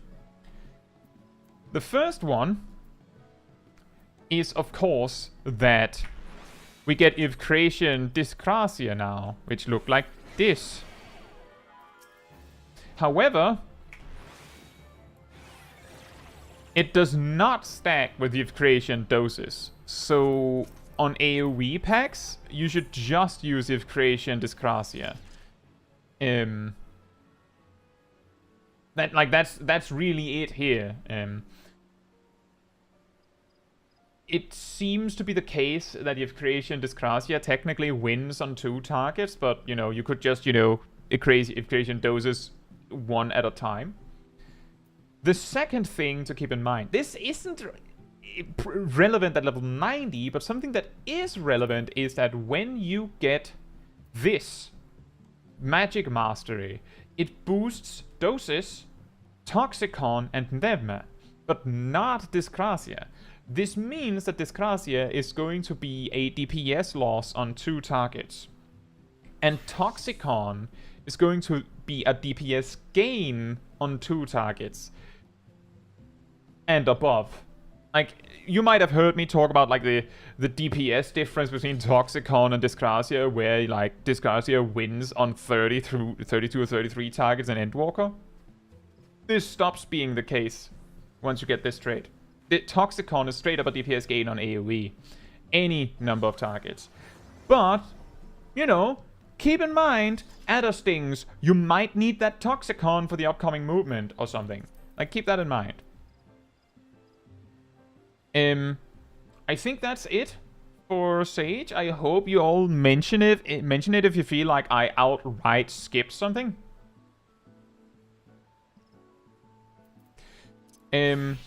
Scholar. I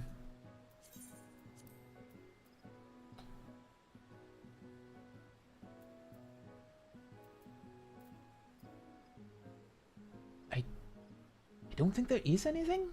Am I forgetting something? I don't think there is anything. I'm pretty sure there's no changes here. Oh, this is... Nope, that is not a change. You just have the option to put Consolation on your bar separately. If you have space for it. Good luck on that, by the way. By the way, good luck finding space for this.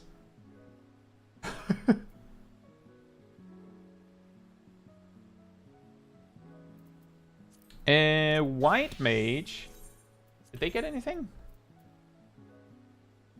Oh yeah, they get Ethereal Shift. Which is this. That was a little slow. That's kind of elegant. The fact that it is kind of slow is going to be extra funny when people use it to yeet themselves off the arena. You just see the White Mage just gracefully glide off the arena. They get just enough time to go, I guess I'll die then. Like, just enough time for that. I think that's everything, though. The interesting thing is, White Mage already didn't want to use Holy on 2 targets.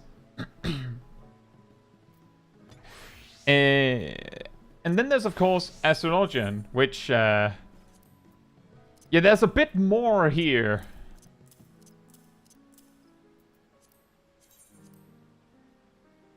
Put you, like, here, I think. This one? And, like, this, I think. Oh, this is going to be really... really awkward. I don't quite have the buttons where I would normally want them. It's going to get really, really weird. Something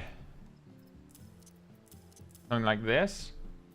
Go play 1, play 2, play 3, and this one. So you draw your set of cards. It restores 2000 MP, so you have the same MP recovery as a Scholar now, which is like the lowest amount, but at least your spells are cheaper, so that's something, right? When you draw,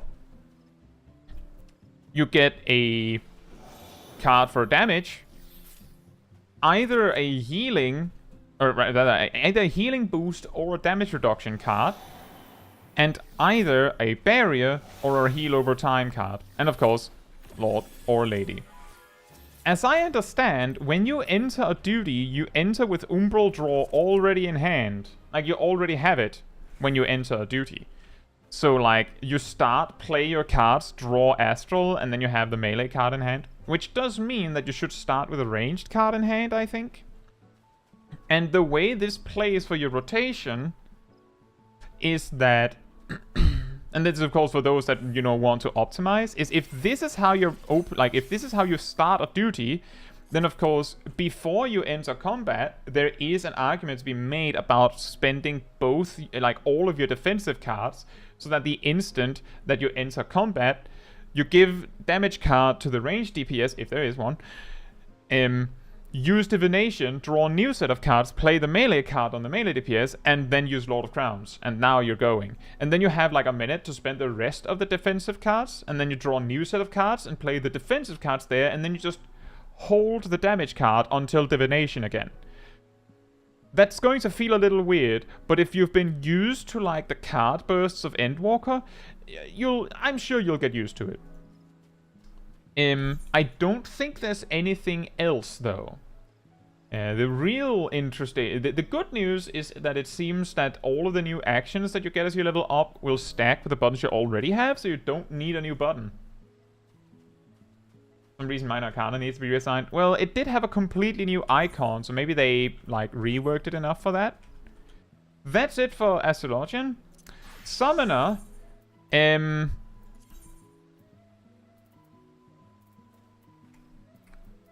yeah, there's nothing. Nothing new here. It's not particularly surprising. There's... nope, there's nothing.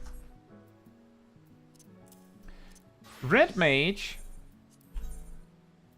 there is one thing.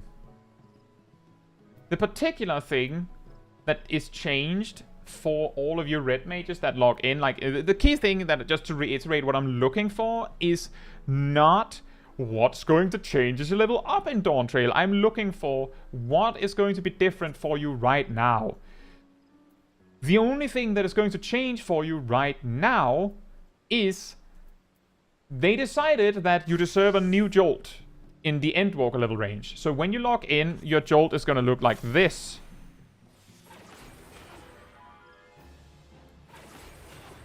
That's kind of cool. And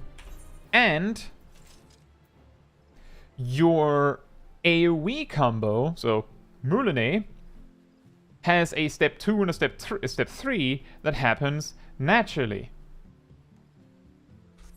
Which means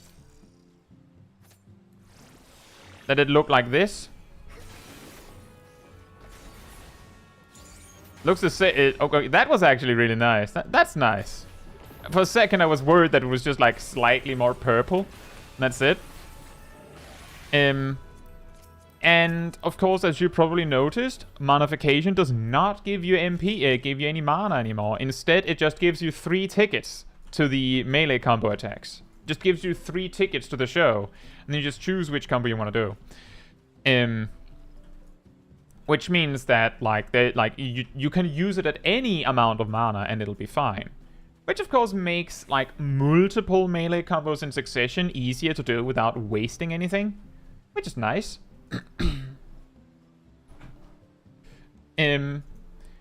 But that's pretty much it. The key thing that the AoE melee combo changes is the single target melee combo has always been, well, since Endwalker has been 20, 15, 15. So like that's a total of 50.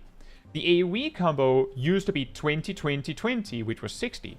With the step 2 and 3, not only does the damage gradually increase as you go through the combo, it's now 20, 15, 15, which is, again, an upgrade in that it is cheaper.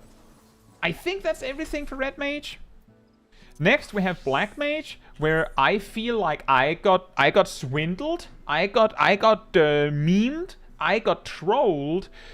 I was promised that Blizzard 4 and Fire 4 was going to be the same button. But they're not. By who? I'm pretty sure I saw it in like like when they talked about it, when they initially revealed a bunch of stuff like leading up to the media tour and all that. That they specifically said that some buttons, such as those, are going to get paired. I'm pretty sure they used Despair and Umbral Soul as an example. And Flared Freeze. But it's fine. It's fine. I'll figure it out. I found out that without Sharpcast, I have space for the new button. With that said... Oh, I need to check something. They've still not fixed it. I need to check. I need to know. Can I actually know? Hey, Zach. Also, hey Aerodel and Alex and Chester. And actually a lot of people that have shown up. Hello to everyone. It's a little hard because I have Enochian. I need to be able to discern the difference. Let's see. Blizzard 1 just gets the damage. Let's see, how much are we talking? 8,000.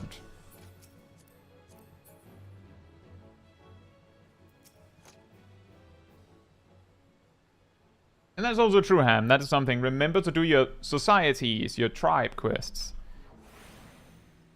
Let's see. Right, so how much are you? 8,000? No, it still has it. So for anyone sitting there going, what is he testing right now? Aspect Mastery 2 and 3 mentions the damage increase of 60 and 80%. Aspect Mastery 1 does not mention that it makes you do 40% more damage with your fire spells. Which could have been intentional. It's not, but it isn't there.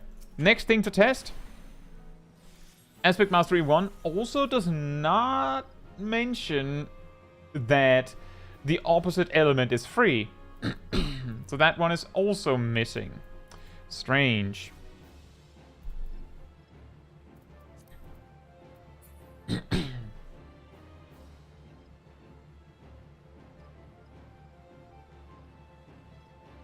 Right.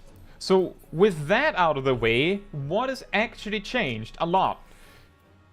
All of both Fire 2, Blizzard 2, High Fire 2, and High Blizzard 2 got nerfed like 40 potency each. Enhanced Flare is gone, and Flare has like its base potency, which I believe was 220, has been boosted slightly to compensate.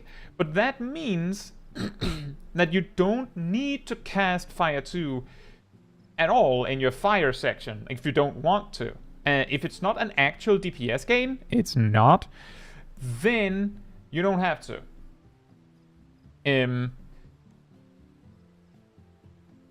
Sharpcast is gone. It's just straight up, it's gone. But Thundercloud is also gone, so you can't use Sharpcast on that. Paradox has been reworked. In particular, Ice Paradox gone. Completely gone. But Fire Paradox is instant now, and is guaranteed to give you Firestarter instead of being a 40% chance. Which means that when you get Paradox, you don't need Sharpcast anymore. Like, at all. You don't need it anymore. It's just, you just forget about it. Like, even if you had it, you wouldn't need it. Like, it would only benefit Scathe, which you're not going to use. It gets even weirder than that, Sata.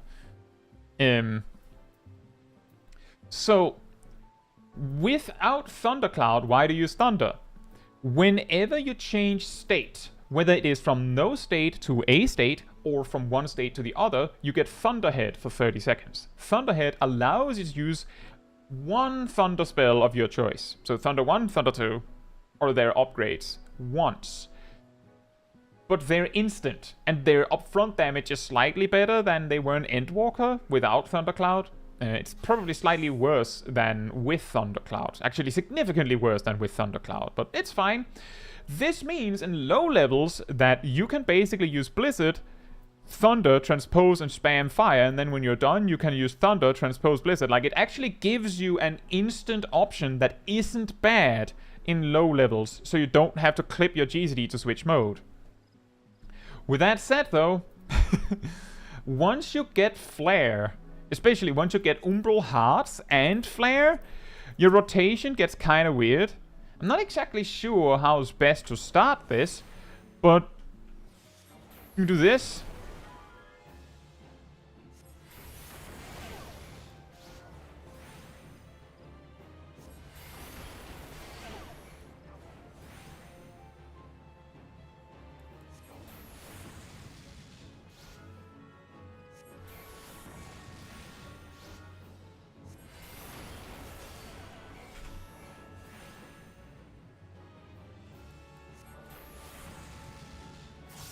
And you might be saying, but aren't you clipping your GCD doing this? Yes, I am. But this is actually more DPS than doing it any other way. At least on paper. I'm pretty sure I'm not missing anything. You should, of course, make sure to weave Thunders in to maintain that while you're at it. But ultimately, you can completely remove Fire 2 and Blizzard 2 from your arsenal, and that would actually be fine. That would actually be fine. Which is wild, and I have a feeling that it's not going to stay, okay? I have a feeling, like, give it a few weeks, they might change something. Just keep that in mind. But that's the AoE rotation. And the reason why this works is because when you have Umbral Hearts, Flare only costs 2/3 of your MP. And Flare only requires you to have at least 800 MP to function. And because you get 2500 MP from casting Freeze on Umbral Ice 1, you know, that's more than 2400. So you can cast Flare twice.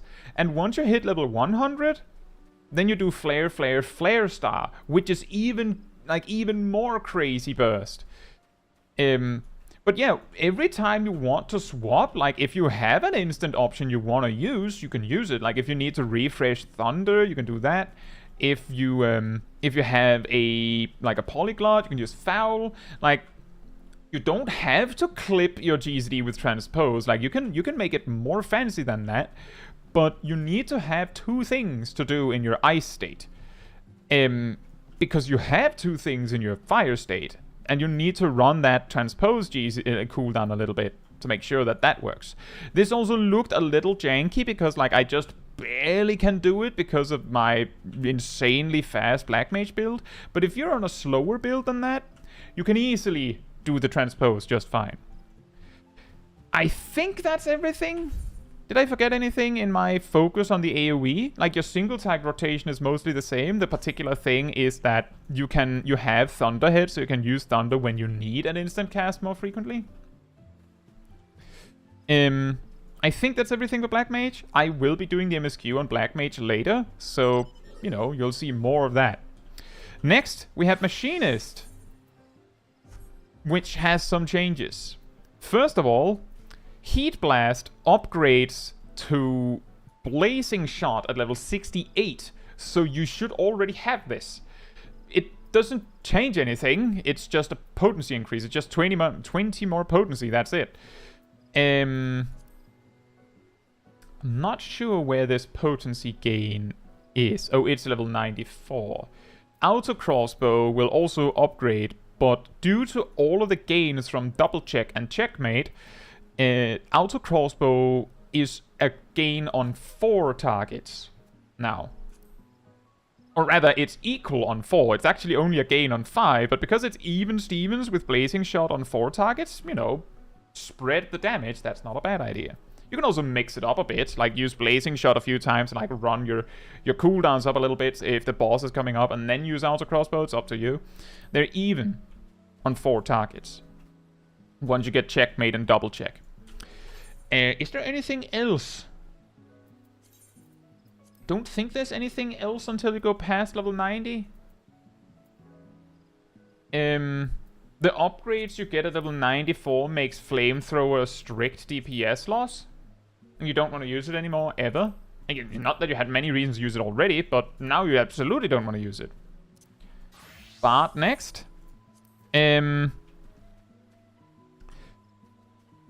Your songs, let's start with that. Your songs no longer do damage, which means they don't require a target. Which means that you can use them during downtime in a fight if you need it, to make sure that they don't get like weird with their durations or like their cooldown timings. But you have to be in combat to use them. Like, that's something to still keep in mind. Like, that part isn't changed. You still have to be in combat, but you don't need a target, which is nice. Second, if you're really low level, you'll notice you have a new button. Wide Volley. That's basically a low-level version of Shadow Bite. Oh, that's true, Master Plus Margarita.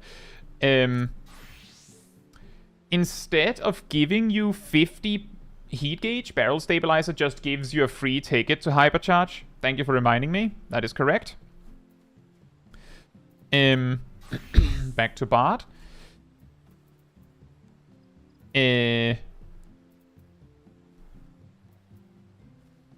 But yeah, the wide volley is used in the exact same way as Shadow Bite. It's just worth keeping in mind if you get scaled down for any reason, that it's still there.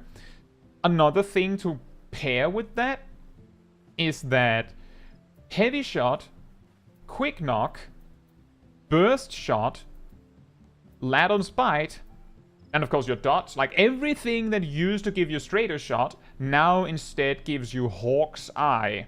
And Hawk's Eye enables you to use Straight Shot, Refulgent Arrow, Wide Volley, or Shadow Bite. You choose. So, like, you can easily switch between them. Barrage also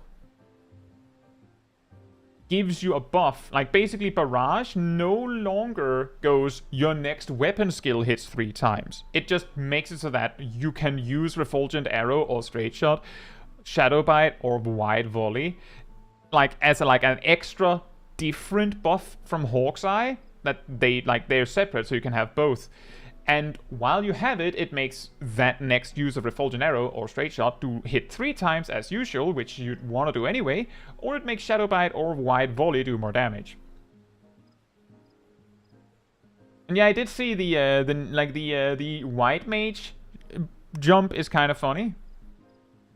But yeah, like, this just means that in Endwalker, in your opener, whether you use Barrage immediately depended on whether you already, like, when you'd want to use Barrage, like when it comes up in your rotation, or in your opener, whether you wanted to use it depended on whether you already had the straighter shot proc. This no longer matters because it's 2 separate procs. So, like, that's a nice quality of life. The songs don't do damage, so you can use them whenever you want. I think that's all. I think that's all. Like, if you liked having Pitch Perfect as a separate button from, like, the early days of Endwalker, or, like, before Endwalker, you can separate them.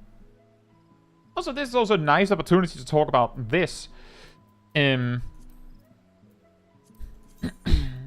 some of these actions that turn into a different action have this additional thing where it can like enforce a recast timer to make sure that you don't like accidentally double press it, which can be handy if you're a button masher. Consider that. I think that's everything for Bard. Dancer next. I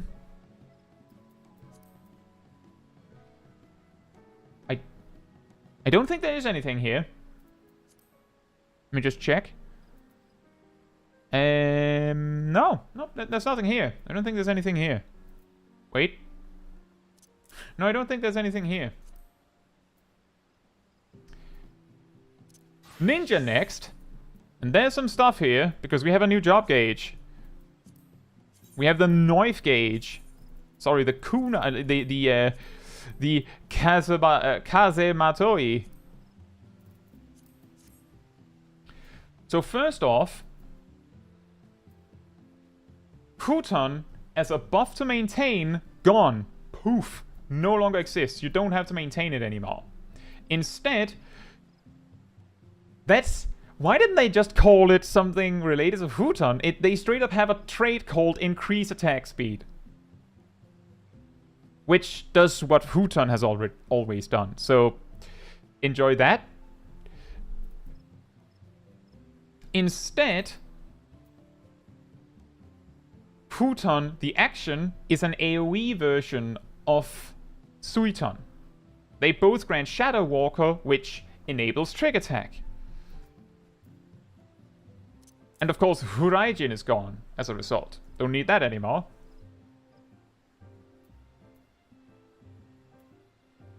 So that means you can use Huton on AoE if you like. I'm not sure if it's worth it. Maybe it is if you have Trick Attack on a low target count. The problem is Trick Attack is only one target, but when you get to level 92, Trick Attack upgrades into an AoE version.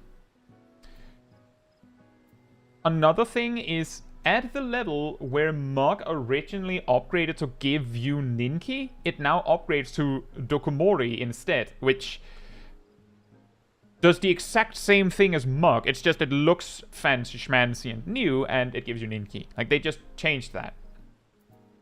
Your AoE combo just does damage now. It doesn't maintain Huton.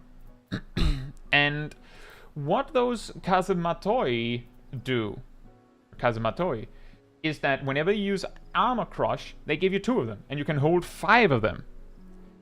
And having them boosts the potency of Aeolian Edge by 100.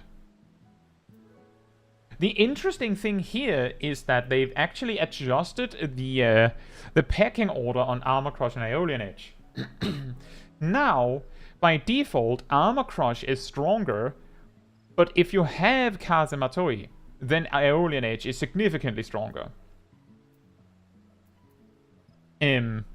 So I think I'm not a ninja main. The ninja mains will probably correct me, but I can't possibly imagine this is wrong. When you're in your filler rotation, like when you're waiting for stuff to happen, Armor Crush takes priority until using Armor Crush will overcap you on kunais in your gauge. When you benefit from any damage bonus, damage bonus, you use Aeolian Edge instead, as long as you have kunais. That's pretty much it. Oh yeah, Phantom Kamaitachi, of course, doesn't really extend Huton either, because that's also gone. But yeah, you use Armor Crush to build up, and otherwise you only use it to vent if you're about to overcap. That's it. And then in bursts you don't use Armor Crush, but that's ninjas already did this. This also means that your opener, when you're about to fight a boss, if you're in a dungeon, you of course want to do this to reset your mudras back to 2. But other than that, you just and go. Just immediately, just go for it. So that's kind of nice. You don't have to do the Huton hide anymore. Next up, we have Reaper, which apparently shares cooldown with hide on Enshroud. Weird. They didn't get anything. No, wait, they did. They did get something. Actually, they... Oh, yeah, MSQ did not get the ticket treatment. They get three new things. Harp now generates soul gauge, which means that, like, you don't lose resource generation, really, when you use Harp. The second thing is... where is it? Harvest Moon generates soul gauge, so same deal. The only way they lose you resources is they are technically spells, so if for some reason your GCD is really fast, then you lose like a really small amount. Like a minuscule amount, it doesn't matter. The third thing is Plentiful Harvest now gives you the Ideal Host buff instead of giving you 50 Shroud Gauge. And Ideal Host just... it gives you a freebie in Shroud. Like, it's the Enshroud ticket. This is also relevant because this interacts with this stuff, I believe. Agirine? This is an interesting change. I noticed that I didn't see mentioned anywhere while flying on mounts. If you turn, the mount now tilts.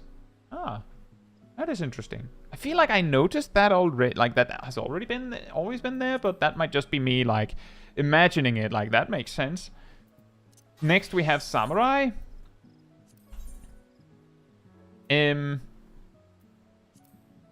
first thing is that Tsubamagaishi is enabled by Make Your Shisui, which means Tsubamagaishi itself does not have a cooldown anymore.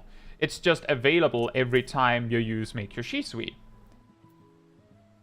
The second thing is Showa has been combined into just a single button, where it has an AoE component instead of having Showa and Showa 2. Also, your third eye upgrades to Tengetsu at level 82, so you already have this. When it activates by getting hit, you can use, let's see here, it heals you after 8 seconds, it seems. So like it just heals you at the end. So like it just means you have like a really reliable healing option. If you use this on cooldown while fighting something, they smack you and 8 seconds later you heal for 500 potency. Like, Samurai is going to be amazingly good at like open world stuff. Like they have a 500 cure potency on a 15-second cooldown. That's really good. Like as long as you're actively getting hit. I think that's all. Oh! Kaishi Higanbana's gone. Don't think anyone was planning to use it, but it's gone. Also something that you might miss if you don't look really closely.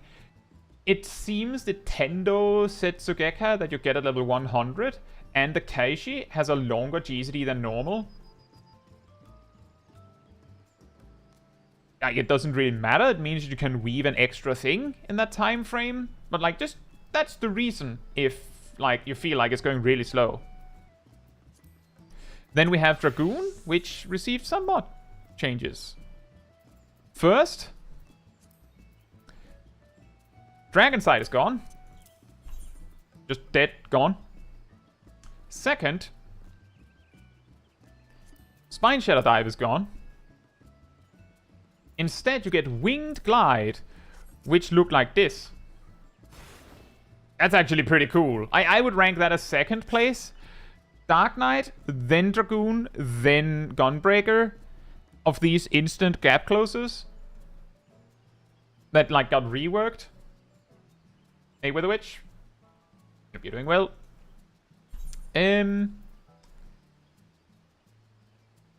Well, Zip, I'm specifically talking about their new gap closers. The next thing is you don't need this anymore. Do this. And this is actually an excellent way to demonstrate this new thing. You can see here, when I open this window, I can enable that they turn in like one into the next, but I can also choose to have a 1 second like internal cooldown on Mirage Dive, so that if I mash, it doesn't like queue it up and force me to double weave it. I can choose to do it as I want. It's like, this is actually an action, like this was like the origin of this problem was that when they merged these two buttons for like a patch in Endwalker, a lot of people accidentally double weaved them when they didn't plan to. So there's that. Then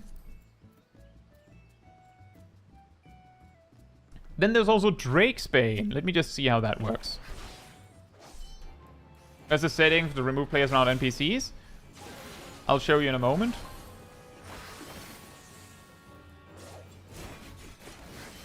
Nice. Right, so basically, Wheeling Thrust and Fang and Claw automatically turns into Drakesbane as the 5th step, and Drakesbane does not have a positional.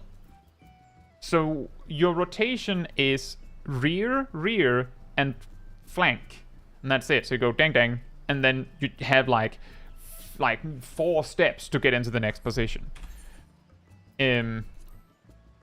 Drakesbane just does the potency. Like, it's basically the same. It's just it doesn't have position and it looks cool. One more thing is Mirage Dive does not give the gaze thing anymore. That's gone. Instead, using Gaishgagul just gives you a damage bonus and gives you 3 stacks of Nasrond ready. Which means you can do this. And also Nasrond has a 2-second cooldown now, so you can weave them every GCD for 3 GCDs if that's what you want to do. And of course, you can use Stardiver once per Life of the Dragon as usual. Yeah, that means that Life of the Dragon will be available for every burst. Every single one. But it also means that Gaishgagul is now on a 60-second cooldown, so you get half as many Gaishgaguls, but every one of them will be Life of the Dragon. Like, it just initiates it. You stack that with Lance Charge, and then you have a really nice damage bonus. Like, you have better fight or flight, because you have 15 and 10. That's better than 25%, because of how they stack multiplicatively. Isn't that funny? And yeah, the setting to hide other players is here. Just this, this, and this. And ask when to use Rainbow Drip for Pictomancer. You use it as a precast, and then you get a buff that makes it worth using at the end of your Starry Muse. I think I get... Let me just check. Oh, I can't do it now for some reason. Well then. Maybe here? I'm getting significantly less frames when I'm in very packed areas. Rainbow Drip since the Media Tour. In the Media Tour, it was 900 potency and 50% damage drop off on AoE. Now it's 1000 potency and 85% damage drop off. So it's garbage on AoE. You should not use it on AoE. Right, back to this. I don't see any other changes. Which also means that you still unlock your AoE at level 40. Enjoy that. And you unlock maintaining your damage buff at level 62 on AoE. Whirlwind Thrust is unchanged, so that doesn't change anything. Yeah, I think that's it for Dragoon. And we have Monk. What? Oh, they just merged it into one. Fair enough, I guess. And Natman is gone. And they've given you, like a bunch of different meditations, apparently. Oh, that's why. Okay, now I get it. So they've changed it so that when you don't have chakra, you have 2 different meditations. Like, they do the same thing, but it's just so that you don't have like a grayed out enlightenment on your hotbars, but you do have forbidden meditation. And they also you have steeled meditation and spirited meditation for Howling Fist. You have forbidden meditation for forbidden chakra, and you have enlightened meditation for enlightenment. But they all do the same thing. Next up, just for smaller changes, Riddle of Earth turns into Earth's Reply, which is an AoE heal. And if you get hit during Riddle of Earth, then it heals for more. So like holding it until you get hit, it means more healing. Wind's Reply and Fire's Reply are unlocked during Dawntrail though. Another smaller change is that Six-Sided Star spends all of your remaining chakra stacks to do more damage. That doesn't mean that it is good to use, like on the regs. What this means is if the boss is going to leave or like the fight is going to end, you can take whatever chakra you have left and just yeet it into the boss. And then while they're gone, you can set up new chakra and be ready again. Instead of just awkwardly sitting with 4 and then just meditating once. Like, it's really good for finishing a barrage of attacks. That's what it's going for. The fact that it is 80 potency per chakra also means that Forbidden Chakra ultimately gets the same result. It is 400 for 5. So, like, it doesn't change anything. It doesn't give you more value for your chakra. Although it is really funny to do 1100 potency, like Falcon Kick. But you have better options than that now, so who cares? No, Mitzi, there's early access now. If you already bought the game, it should already be out. Let me see here. Do we already have this? Does that come later?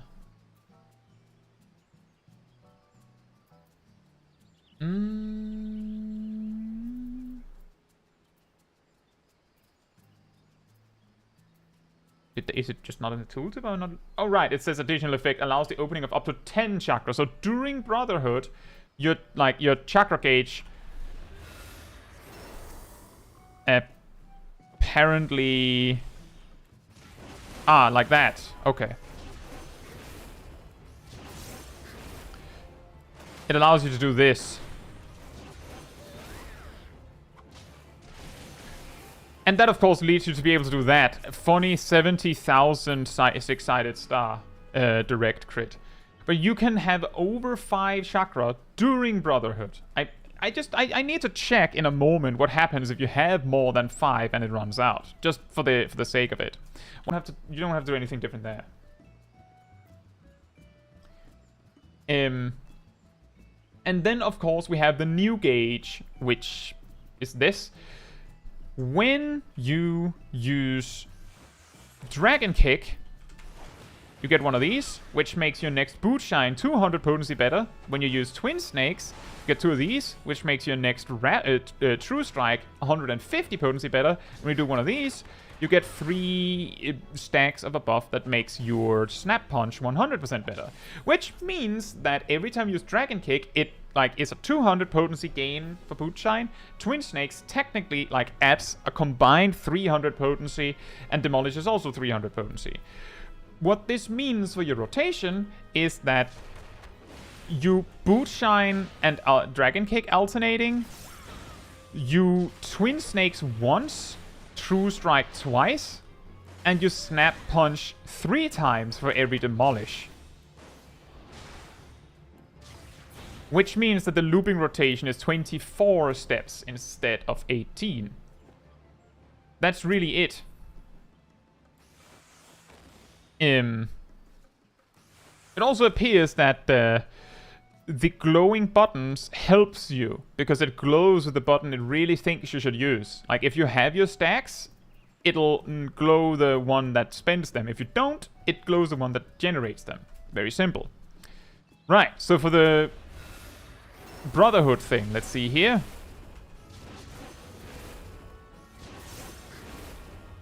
Oh, by the way, Brotherhood, I'm pretty sure, wasn't it 15 seconds? It's 20 seconds now. Most raid buffs have been changed to 20 seconds. Like, if they were 15, they're 20 now. If they were 30, they're 20 now. Which means, yes, I forgot that on Summoner. Searing Light is... Oh, by the way, you lose your chakra stacks when Brotherhood runs out. So it's important that you make sure you're under 5 or at 5 when it runs out, if you can. You might still lose some chakra on it. Is the new Six-Sided Star a candidate for the strongest possible single hit in the game? No. I don't believe so. I don't think so. I'm pretty sure that it doesn't, like, it's not good enough. It's close, but I don't think it's good enough. But it is getting close with if you do it with 10 chakra. If you do it with 10 chakra, it is actually the best attack in the Monk arsenal because it comes up to 1510, which beats Phantom Rush. But, like, you wouldn't do that. Like, in rotation, you wouldn't do that under most circumstances. Yeah, that's really it for Monk. Remember that Demolish and Snap Punch still have their positionals. The rest do not have any positionals. Your AoE combo does not maintain or give any buffs at all, and they don't care. So you just do those. Shadow of the Destroyer is probably the strongest one because it's guaranteed critical if you're in form. Speaking of... Bootshine and Dragon Kick. Alternating them... averages, let's see, 280 or 27. So they average 350 potency with every second one being a critical hit. Shadow of the Destroyer is 110 with a guaranteed critical hit. So it might be better on 3 targets. It also, like, there's also the part that crits every time, which gives you chakra. It's a little closer, but I think it's still better on 3 targets. And was that all of the regular jobs? I believe so. Which, of course, means we have the new jobs left. There's not that much. Viper is extremely simple in terms of its buttons. This is all your single target stuff. This is all your AoE stuff. That's it. That's it. You have a single target and AoE version of every button. Every single one. That's the whole story. For your AoE, like for your glaive stuff, you do one, and then you have a flank positional, which you do one and then the other OGCD. And you have the back positional, you do one and the other. For the AoE, you have the same thing. Exactly the same thing. It's just, if you put Twin Fang left and Twin Blood right, and you put the Hunters ones left and the Swiftskins right, then it's just, you know, this way for Den, this way for Swiftskins. Every time. For your dual blade stuff, you have one that applies a Death's Design. You have one that gives you a speed buff. The speed buff ones always lead to a rear positional. Then you have the just damage one that doesn't apply Death's Design. Then you have a damage buff. And that one always leads to flank positionals. You want to alternate them because the rear positionals gives a buff to one of your flank positionals, and your flank positionals gives a buff to one of your rear positionals. And every time you finish a combo, Serpent's Tail turns into an OGCD that you can use at the end. Similar to how Glaive does that. Interestingly, Serpent's Tail turns your weapon into the glaive, and the Twin Fang and Twin Blood stuff turns it into blades again. So I'm guessing the intended, like, the visually pleasing rotation is that you do a glaive combo after each blade combo and vice versa or something. That's not how it actually is going to play out. The final thing to keep in mind is that the AoE combos on the glaive, on the dual blades, they are exactly the same, with the only difference that the finisher combos are the same every time. You just have to alternate them. Which you also kind of have to do with the single target combos, something like that. Like, they ping pong in a very, very interesting pattern. And then, of course, you also have this, which looks awesome. And then you have all of the roll actions, as usual. I think that's everything. Pictomancer, whoops. For some reason, I think this is Pictomancer every time. It's not. Pictomancer is a lot more chaotic. It has more buttons. When you're not in combat, you can make your motifs like this. You also have this. We can scoot and have a defensive cooldown. Viper does not have a defensive cooldown, which actually means Viper is the melee DPS with the least defensive options. It's no longer Dragoon because Life Surge still heals you. When you have your motifs prepared, you can use the respective muses. With Starry Muse being once every 2 minutes, Living Muse being every 40 seconds with 2 charges, so you can, like, hold one for later, and every second muse leads to a bigger attack you can also use, and those are OGCDs. Striking Muse and Starry Muse are also OGCDs, but Striking Muse enables a 1-2-3 combo of Hammer Stamp, Hammer Stamp, Hammer Stamp that later upgrades into a proper combo. And when you don't have anything else to do, you just do Fire and Red. And whenever you have 50 gauge, you can use Subtractive Palette, which gives you access to the black combo instead, which completely blocks off access to the white combo. So I don't know why they're separate buttons, but they are. Whenever you finish a 1-2-3 combo, you get a white paint, which you can use on Holy and White, which is instant, so that's good for mobility. You can save 5, so you don't have to use them immediately. It's a good idea to save them for when you need them. But yeah, basically, the gameplay loop of Pictomancer is using your stuff, make sure that your Winged Muse at this level lines up with Starry Muse if you can, without overcapping the charges. Use Striking Muse on cooldown, use Starry Muse on cooldown, and make sure to find time to redraw your motifs. They take a while. But you do have, I forgot to put my roll actions down here. That's significantly important. There we go. You can use Swift Cast to skip the cast time, like once every 40 seconds when you unlock at 60 earlier levels. But that's essentially it. For your burst, for those that care about setting up a burst, you would want to like start a fight with something like this.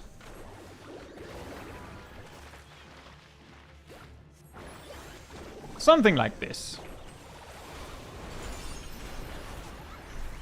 Just an example. Don't have to do it exactly like this, but that is a way to do it. Limit Break. That is a good point. I don't have that on either.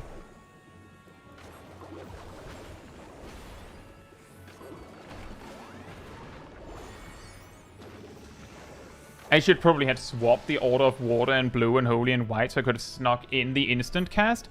But you kind of get the idea, I'm sure. And then while you wait for like your cooldown to come back up, you want to find time to do this. Might be an idea to practice some slide casting to learn that. It's going to suck if you slide cast too early, but you know, it's also going to suck if you never move. And that's like the gameplay loop is finding time to make your motifs before you before the cooldown is up and you have to do it. And the Striking Muse is going to get easy at higher level because it gets 2 charges later. Living Muse also gets 3 charges at higher level. So like it all gets a little easier at higher level. And then also harder in different ways. But that's like the general idea. Set up your motifs, spend them, and go. So that, I think that's like a pretty good overview of everything. All of the new stuff. I think I'll start to spend some of like the daily XP stuff before we get on to the MSQ, which would be in a different stream, don't worry. But before we do that, I have to be right back.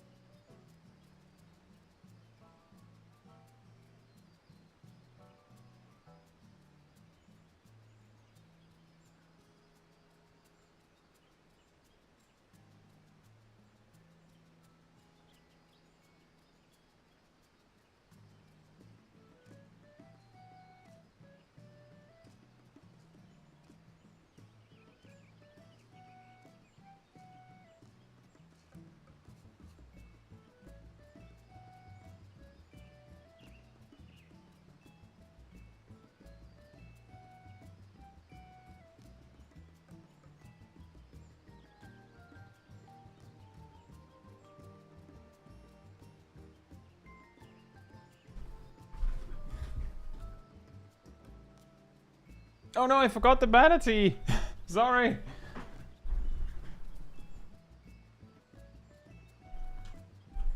Panic.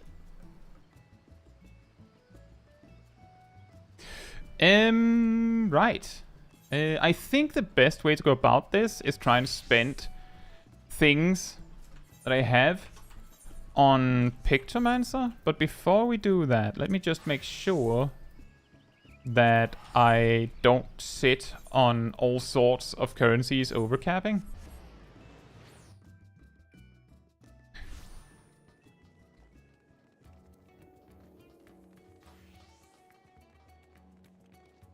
Dun, dun, dun, dun, dun, dun. I'm pretty sure I should be wearing these for one more level. Which one is it? Is it this? Yes, it is. Did I take out all the materia?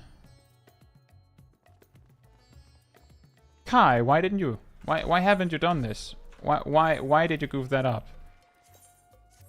Oh, they're guaranteed now. I forgot. I should have waited with taking out those that I did take out. I'm an idiot.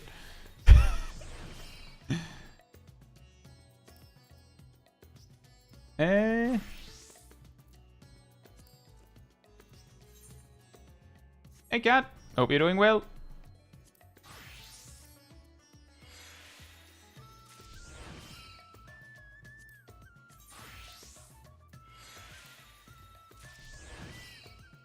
And grab these two. I'll need these in one level.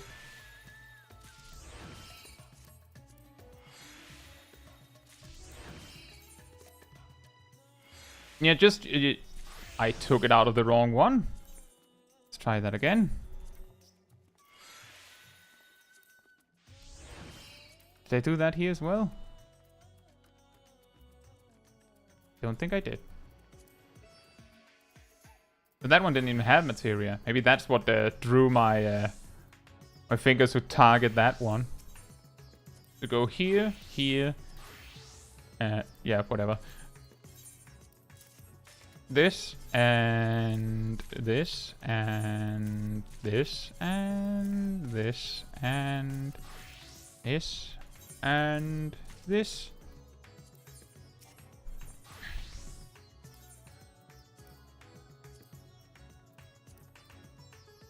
And one more of these.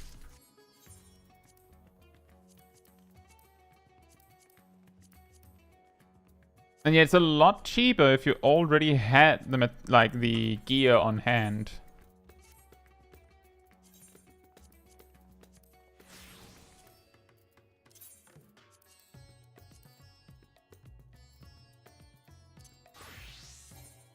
Whoops.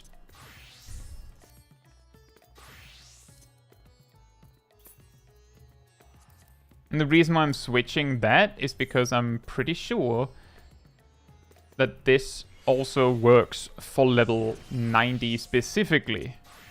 So that should help, like for one level. This says when level 90 and below. Like, consider that. And Pictomancer can't use that. How many? I actually have a lot to spare still. I should keep that in mind. Or do this. Go down here. This. And this.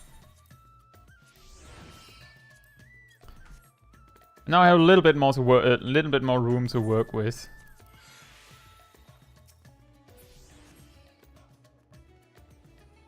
Now we can go back to this and then. Whoops! I didn't mean Palaka's stand. I meant this one. So now my target next is to get Pictomancer at level 81. The specific reason is if you have a job at level 80 and you've spent all of your like daily XP gains, then you're kind of in a position where you have to queue for Mount Golg instead of Tower of Zod. You don't want to do that. You'd rather have Tower of Zod. So it's a lot more, in my opinion, a lot more valuable to get Pictomancer at level 81 than to get Vipers at like level 82. I'll get to that. So that's the plan.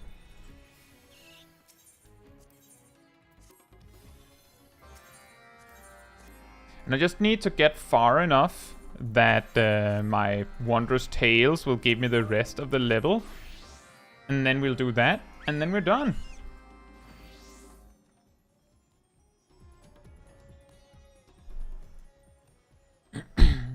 No, like, then we're done with Pictomancer, and then I'll see what I can do with Viper.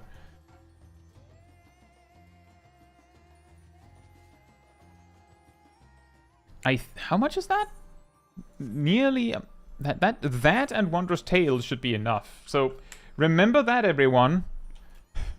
Do your tribe quests. They are actually insanely effective for this. Gazel says, I got the level 74 dungeon from leveling roulette after leveling Pictomancer to 81. Yeah, that's unfortunate. I got Don Meg, which is that dungeon, on Viper without leveling to level 81.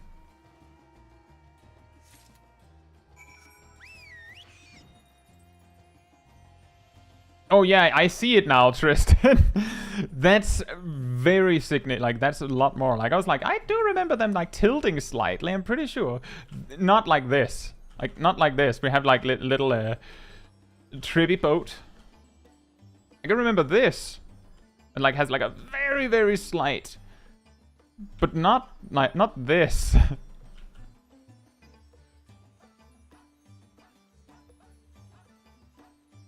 From what I understood, Sib, it's all mounts in the air.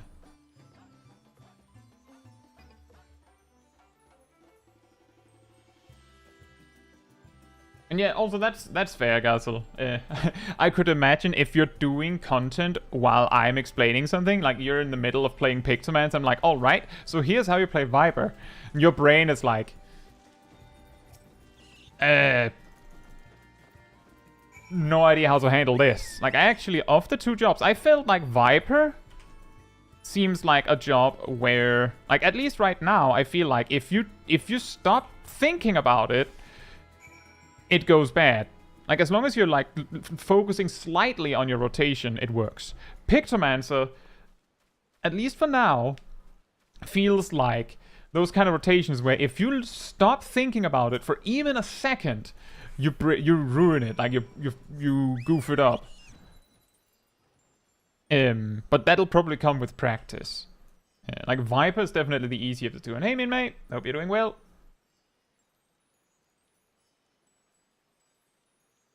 It does seem like I can do this. Yes!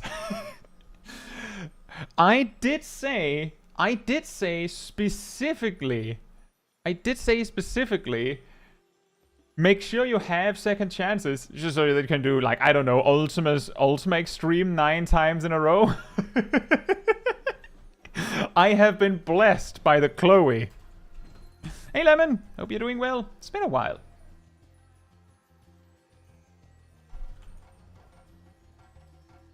And I can inform you that there are a lot of Americans up very early.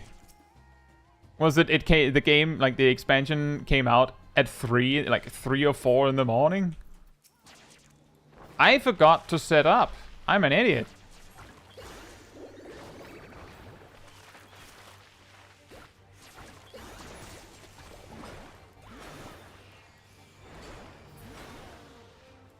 So if you ever wondered how it feels if you forget to, like, prep your stuff, that's how it feels. Make sure to do this. The instant that you're a Pictomancer, make sure to do this. Don't be like me and forget it.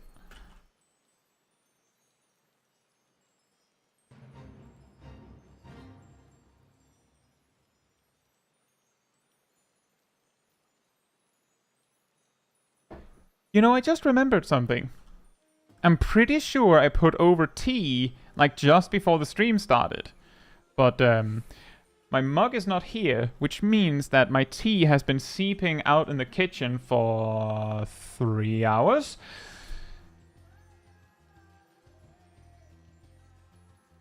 Excellent.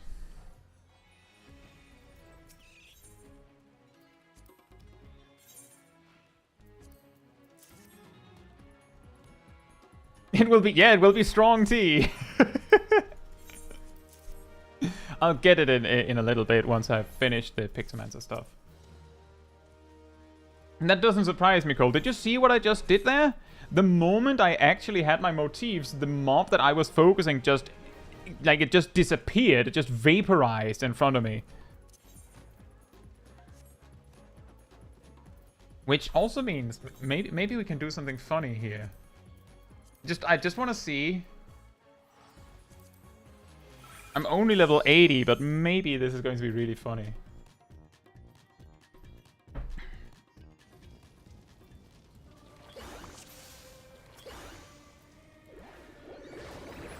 Oh, that was not as impactful as I hoped it would be.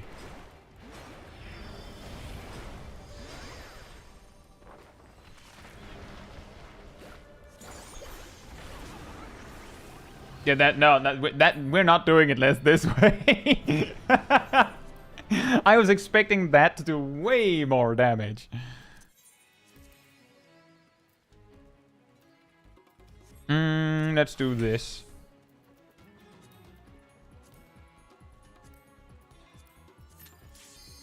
You've got scenery. Yeah, that's the reason.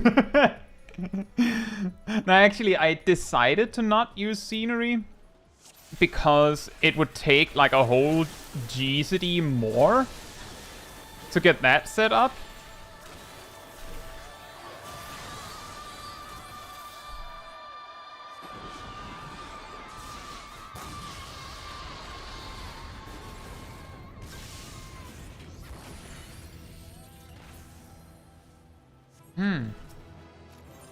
He also felt like he would take slightly more than normal.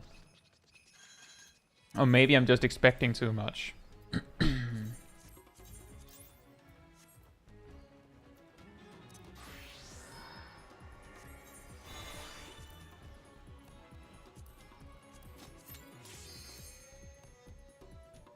It does not surprise me that Pictomancer has insane damage, especially in the burst, because like the whole thing with it is it prepares everything.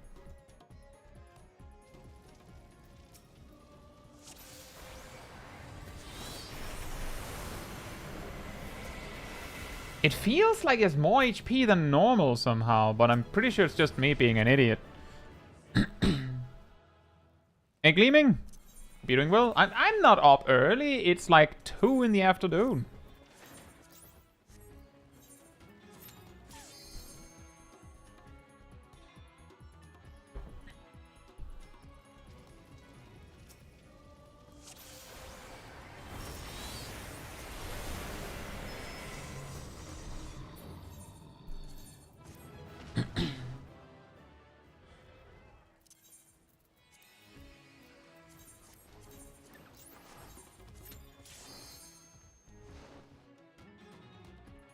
The speed run.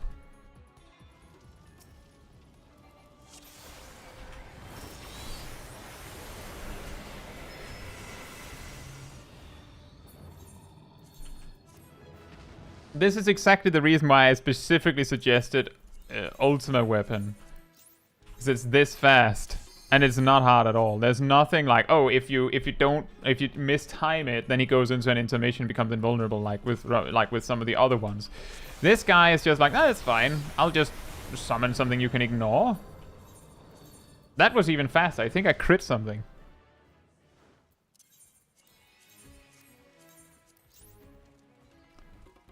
This is looking weirdly promising, and I don't want that.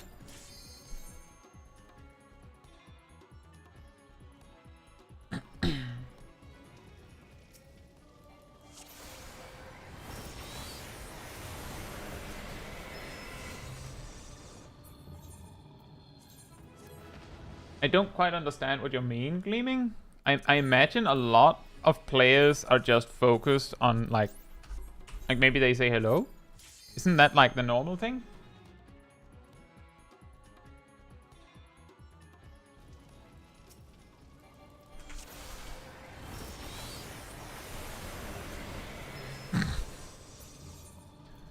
Ultimate would just like, why?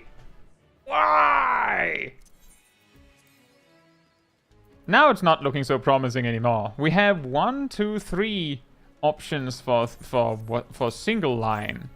I don't really care about it, though. I don't want any of the commendation thingies. At least not the bronze one. I don't care about it. They just get stockpiled. Did not get a hello or goodbye. Oh. That happens sometimes, but I do get it that that's a little awkward.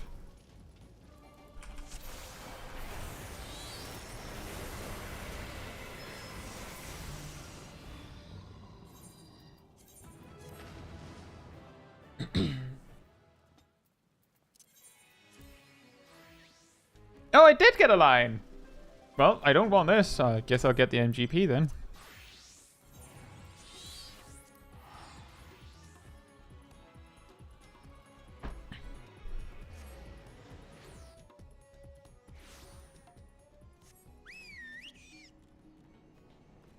I mean, I do imagine a lot of the players doing like leveling roulettes and stuff are trying to rush Viper or Pictomancer to 90.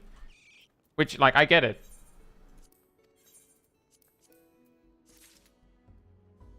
Bruh. Really? Really? Okay. Yeah, no, that's fine. That's okay.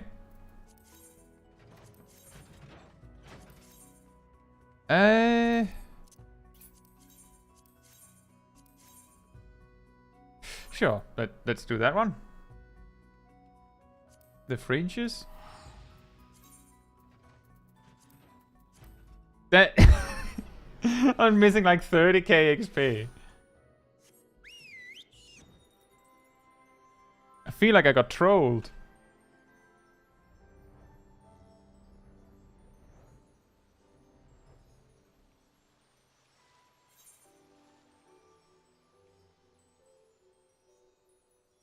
Enjoy your day, Lemon. Isn't it over here? Did I overshoot it?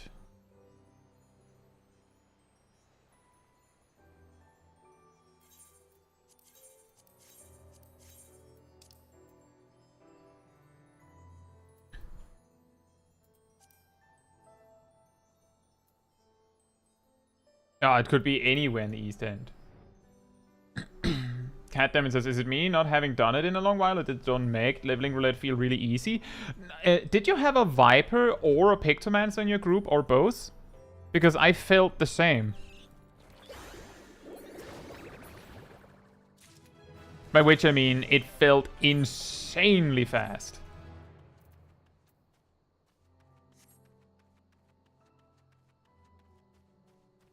Is this a well-fed would have made the difference moment?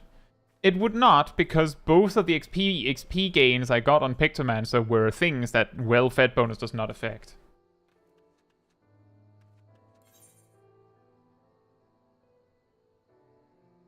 And the well-fed bonus only affects gains from kills and doing like allied society quests do not count, and Wondrous Tails does not count.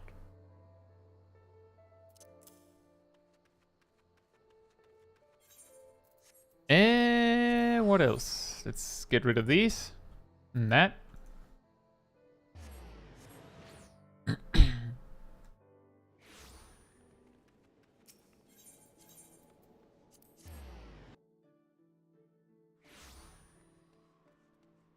Whee!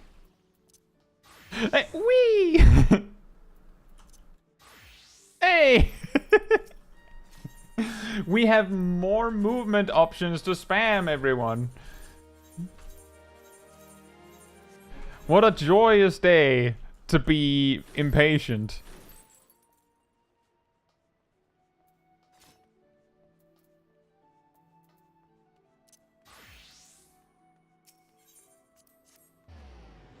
It's also quite funny. White Mage gets their dash once every minute.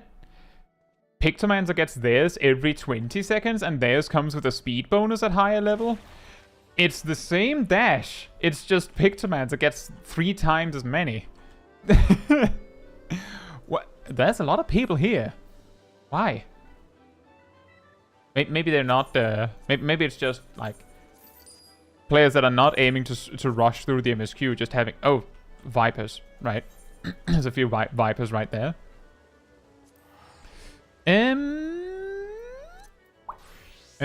Did I not have any hunt marks for this? I guess I don't have the ones from Charlian on hand. I should grab those. You can grab those and just hold on to them.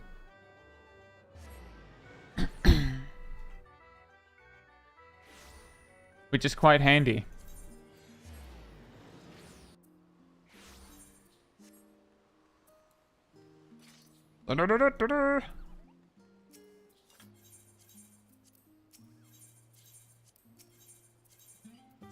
Like so. Is there anything else here that I actually really want to do? Not really. That's actually something that I am curious about, just checking this. Oh yeah, there's quite a lot here. Oh right. There's also this.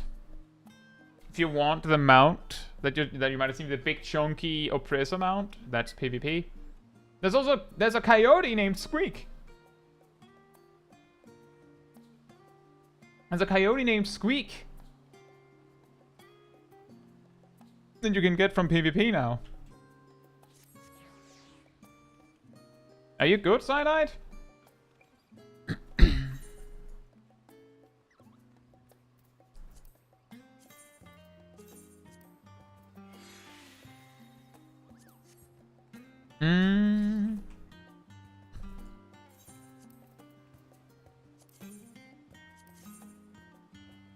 No emote.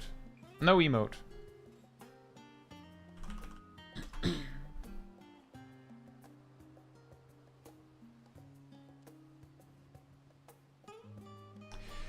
Just setting up this hunting route.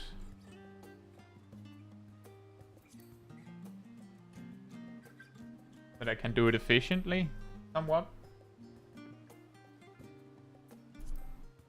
And then while I do that, I think I'll like try to queue for Tower of Zod. And if it doesn't pop in time, then we'll maybe look at it into it later. Whatever. Some of these targets are not possible with Viper, and then we'll have to try with Pictomancer. The range. Okay, apparently the wind decided my window had to close.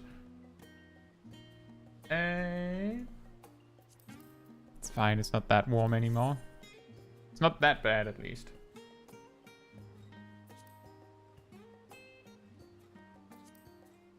You know, you never know. I might get lucky. I doubt it. But I do think this is a good opportunity to, like, get a little vibe check on a queue. If it's that bad, then you just have to level through duty support or something.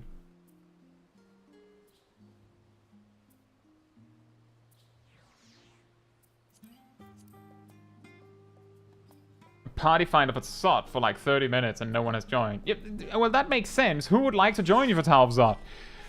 Vipers and Pictomancers. No one else.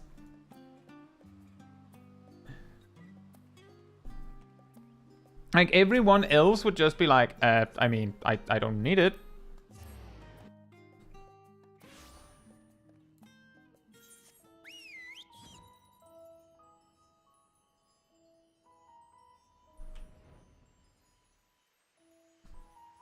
It does seem like, I feel like Viper is probably the weaker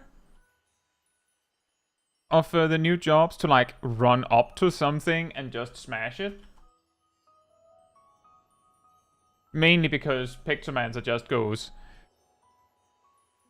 bomb muse and it's dead.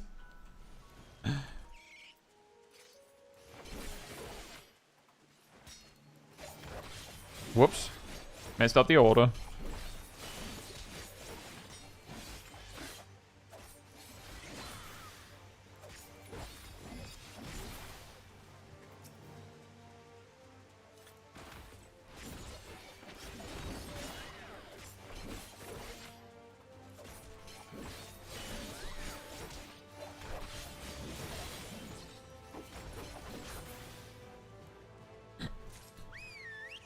Yeah, Viper's really good at, like, an extended fight. Pictomancer is completely insane at, like, the opener. There's a lot of Vipers there.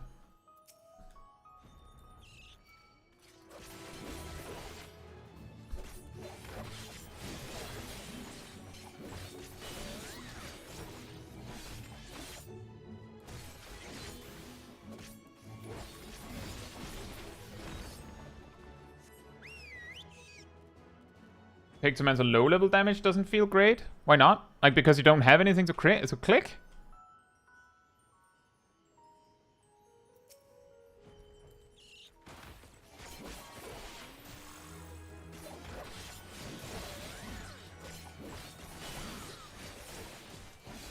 There's also the upside to Viper here, like in an open world battle, that you just click Dreadwinder and then it lasts the full fight.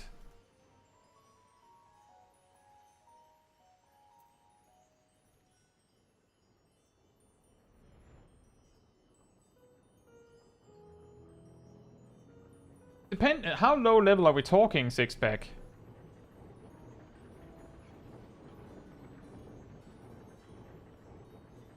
Gonzo says Labyrinth of the Ancients now looks a lot more epic with the lighting changes. No, that's good.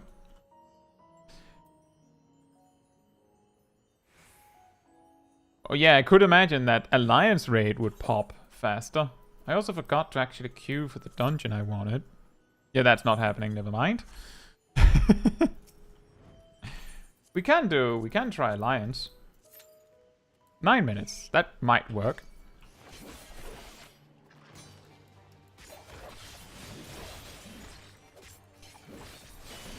$50 to $60. Yeah, I could imagine that's a little boring. Since you just have, well, you have 2 muses. Can you move, mate? I don't want to pull 2 of you.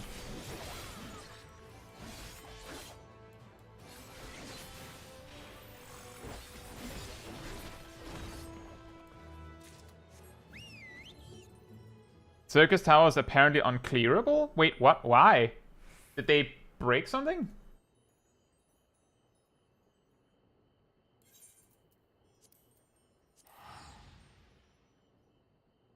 I forgot my food buff.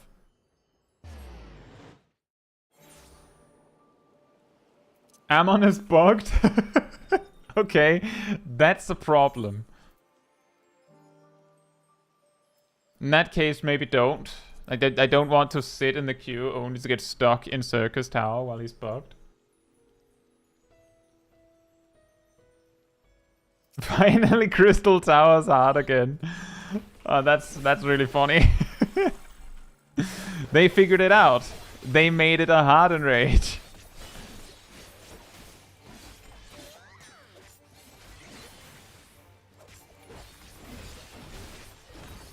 Well, in fairness, are you sure that it's Ammon that's bugged? Because, like, I'm guessing if it's something that is like spreading the word that it's bugged, then it's probably not like a single incident. But the ice blocks don't actually, like, they can be gone because people removed them intentionally. But if they never appear, then that's the problem.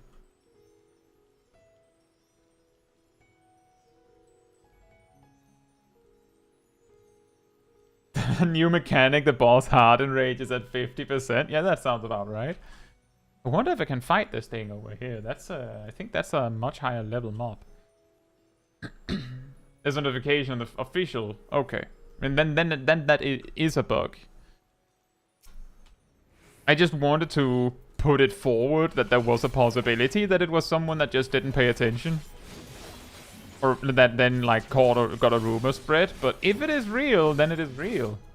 And then it's a good idea to, you know, dodge Alliance Raid roulette if you don't want to risk going for nothing.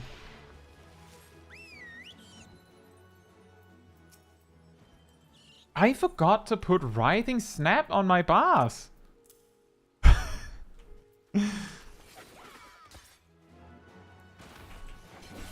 Whoops. I've done a dungeon with this. I just completely forgot the part where I have a ranged attack.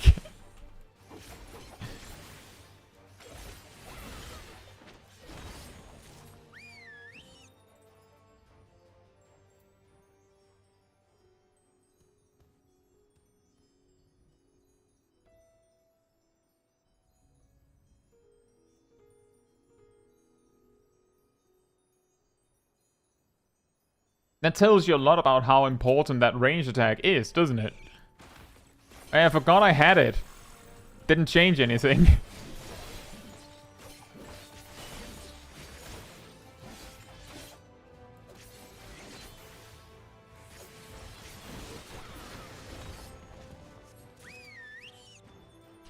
Now here comes the hard part. Can I kill, like, I think like a level 85 mob as level 81? Melee? Oh, hamster tenderloin. Nice.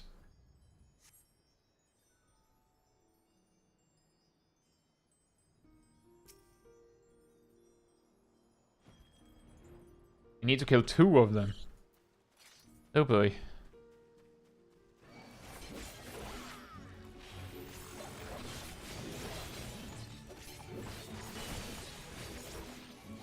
This looks possible.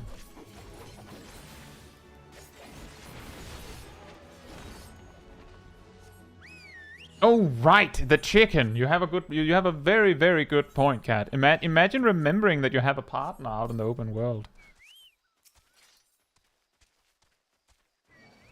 I'm killing things too fast. My 40-second cooldown isn't ready. I missed.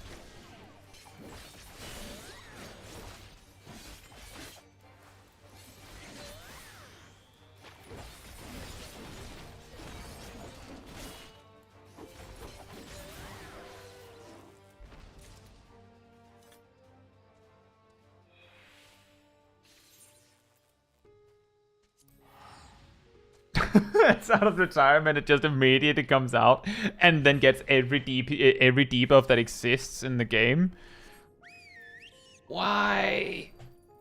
Why? Oops. Am I? Oh, it's the right way.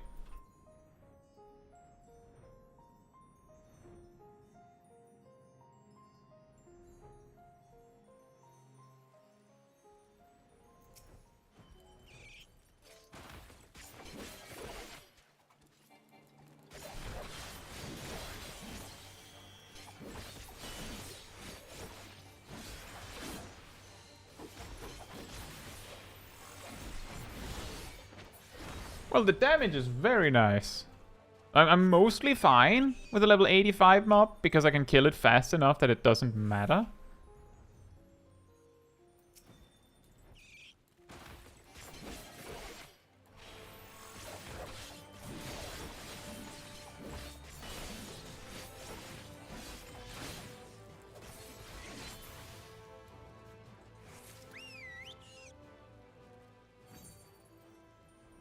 A little bit of slashes and a little bit of plant. Where's the plant at? It's over here.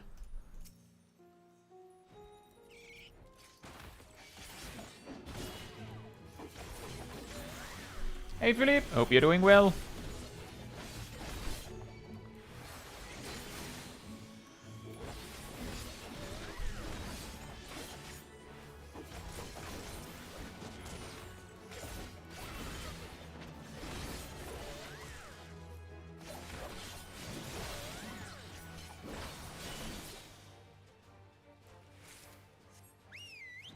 What's that here? Next zone.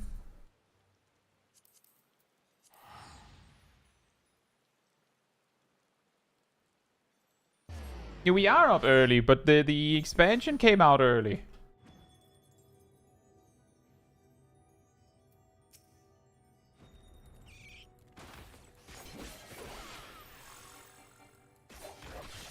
Or rather, it came out on time, but that's early. It's actually pretty normal time here.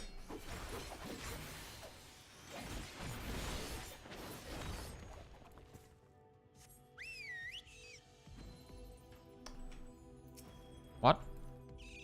They have a little gathering over there? I'd like one, please.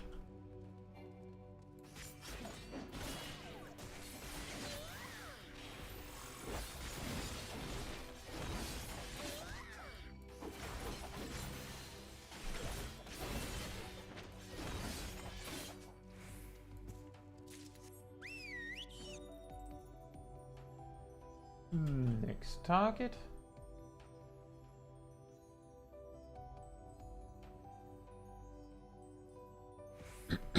How's the learning going? Does everything make more sense once you have buttons to click? Absolutely. It's I would say Viper is a little more involved than initially suspected, but it isn't hard. Pictomancer, on the other hand, is one of those where you really have to, in my opinion, you really have to concentrate.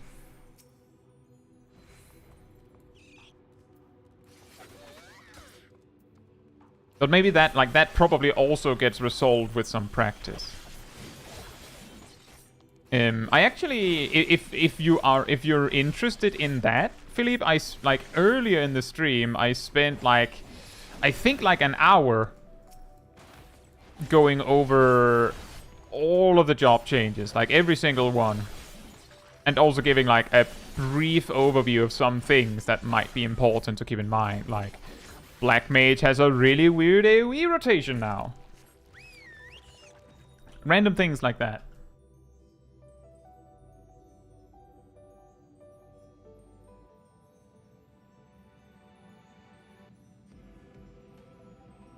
Cyanide says doing Zod through duty support and Viper feels good to use. Yeah, it does. A weird and probably not intended rotation. Yeah, exactly. Very much. Clearly not intended, I'm pretty sure. Because it does, once you have Umbral Hearts unlocked, you don't want to use Blizzard 2 or Fire 2 at all. Which means that when you get High Fire 2 and High Blizzard 2, you just go... and don't use it, which is not a good sign.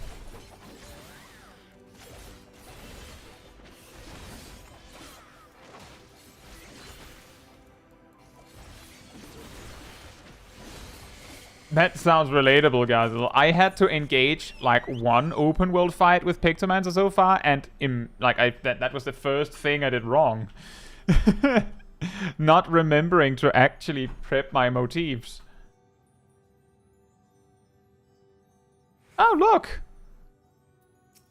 Look at that! Hey, look, have you seen that angel? Look, it's a queen!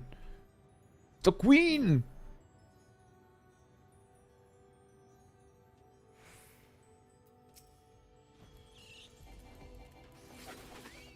I pulled it by missing. Don't you dare shoot at me! Even though you missed. I still take it personally. Do we need two of them? Nope, just one.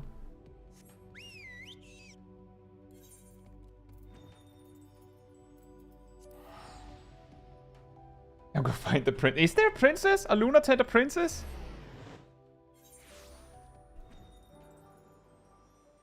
I will add something. I feel like the loading screen is extremely fast. Faster than usual. Which is strange. I would have expected it to be longer. It's not a Lunar Tender. Oh, it's like an adopted princess.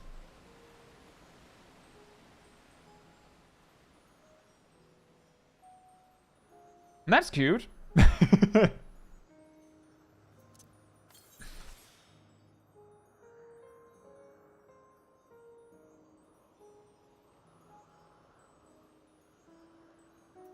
Ah, yes, level 87. Easy. Watch me not land a single hit. Take this! I landed it. Nice. Next one. I landed that one too. Next one. Oh, this is kind of working.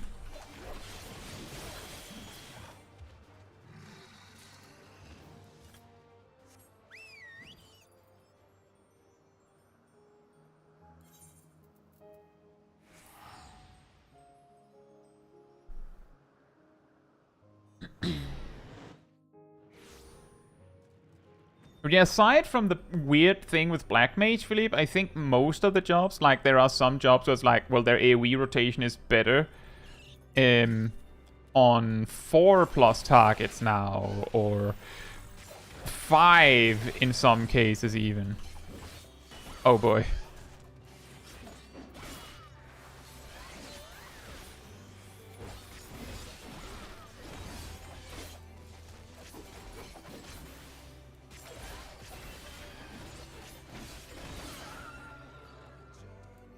2 of them. Ugh.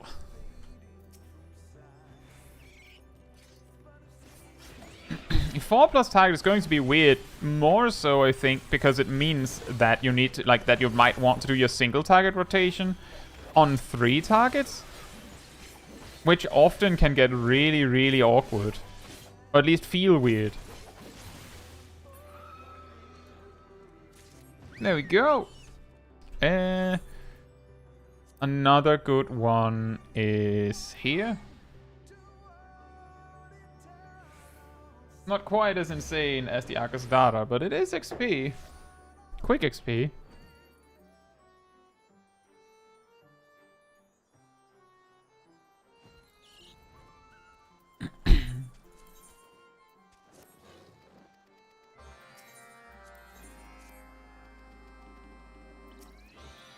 Though it does not scale.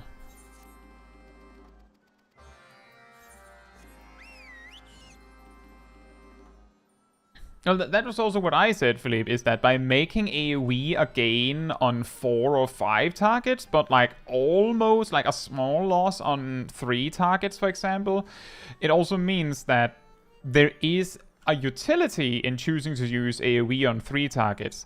Because while it is a gain to single target and like spread your damage, like switch targets repeatedly on 3 targets, it might be easier to do your damage evenly on 3 targets with your AoE option.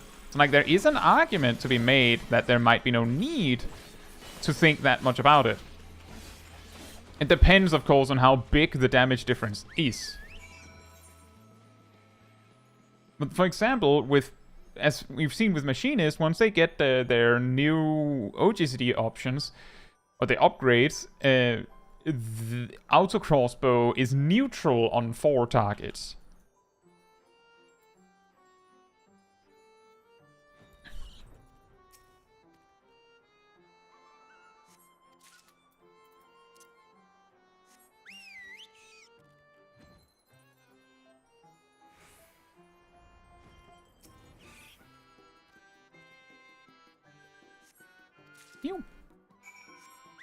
What's the weird thing on Black Mage you mentioned? Once you get Umbral Hearts, then optimally, Blizzard 2 and Fire 2 completely exit your AoE rotation. And they don't come back when you get high Fire 2 and high Blizzard 2. They're not worth using. Like, they're straight up not worth using. It's better to just transpose than actually use high Fire 2 and high Blizzard 2. And that is even considering that if you transpose and then flare, it only does 40% more damage. It's just not worth using high Fire 2. Like, until you get flare start level 100, it's like even. Like, you can choose whichever one you want, but if it's the same DPS, but the bigger damage, which is flare and all that, comes out faster by skipping them, then it means you're choosing between a slower rotation or a faster rotation that ultimately does the same damage. And the faster rotation that does the damage more quickly is, of course, going to be the better one, because the slower rotation doesn't offer anything. Like, it doesn't do more damage later. Which is the problem. Nice one, Weather Witch.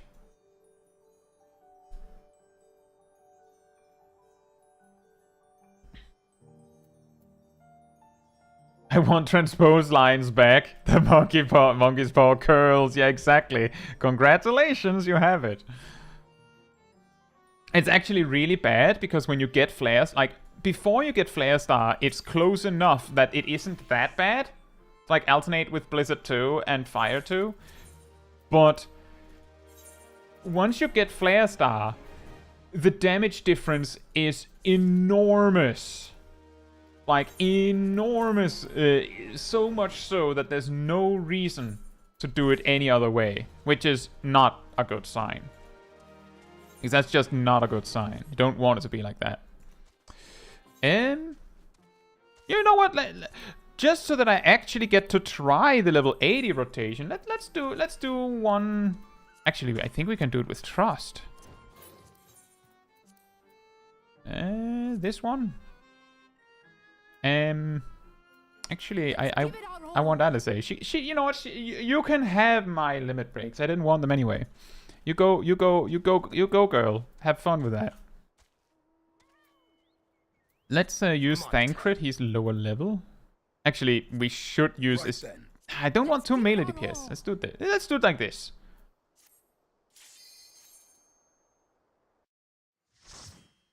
The once you get Flare Star is ignoring the rest of your 99 levels of gameplay. Yeah. But what I'm saying is that it's still equal once you have Umbral Hearts, which you get at level 58. Like, that's already pretty bad, isn't it?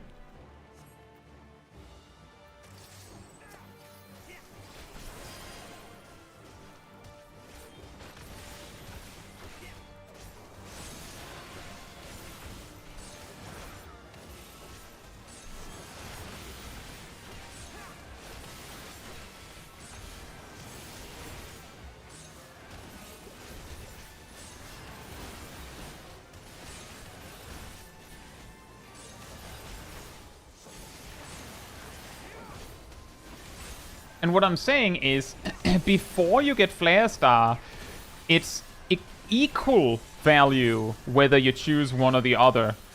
It's just that just going straight to Flare is faster. Like, you get the good damage quicker.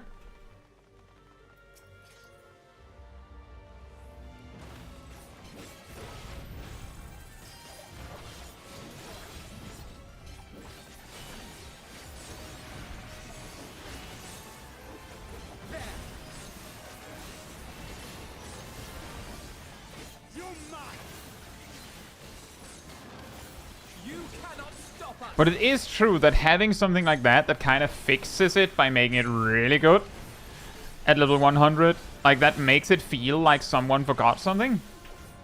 Gotta start MSQ soon. I am. I just want to do this. I'll do this dungeon and then we will start.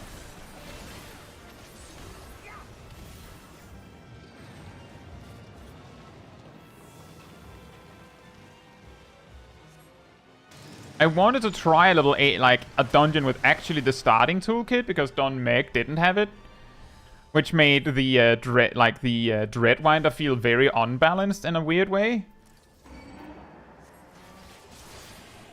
So I wanted to see how it feels at level 80.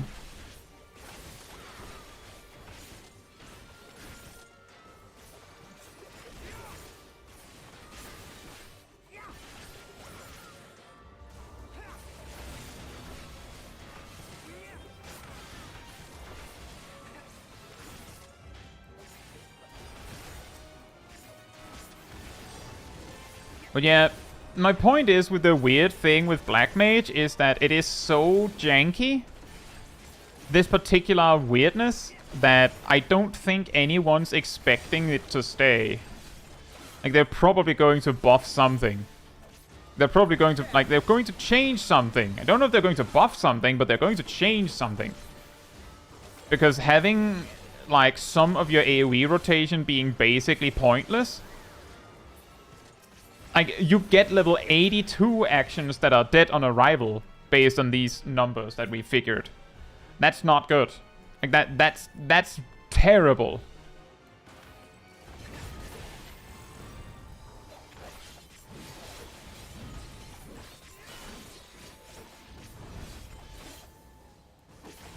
Remove transpose. Now that would be a monkey's paw curls. Oh, so you're trying to dodge using the action that we want you to use to switch mode? Yeah, no. No more transpose. What will the low-level players do? I don't care. They'll have to figure that out.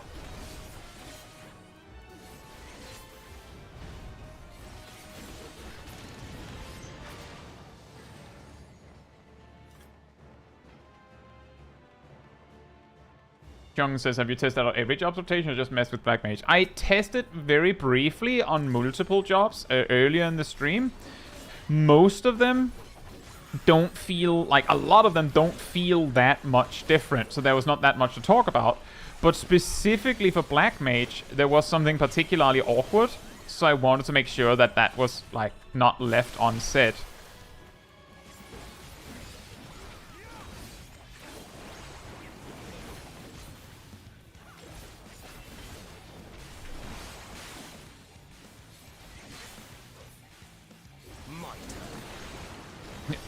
turn! Did they change that voice line? Oh, was it always this calm?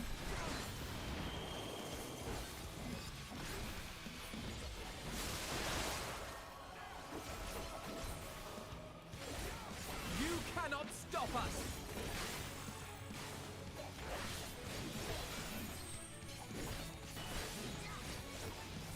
I'm glad to hear that, John. It made him a lot calmer. Ah, I liked my turn!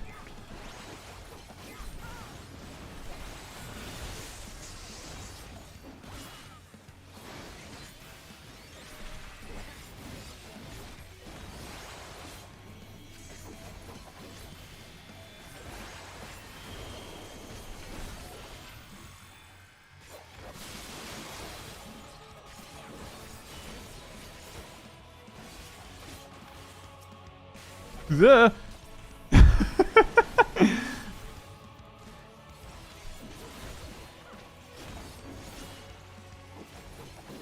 when I big brain with the slither and then I forget that Alphino stepped right into the next AoE.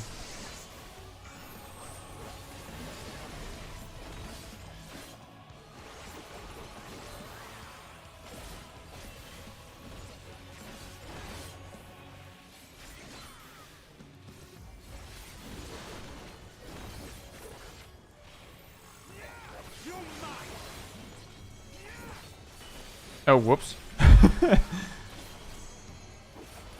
My damage! My damage!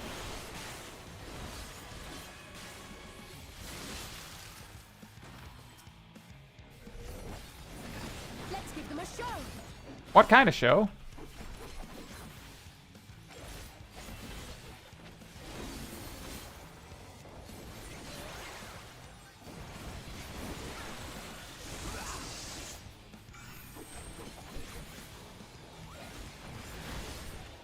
I feel like this fight is really like I know that the trusts and duty support is a bit slower, but this is something else.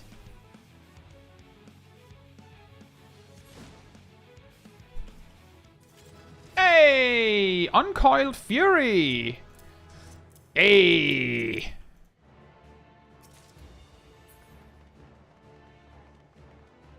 Maybe that's why it felt slower, because I didn't have my toolkit.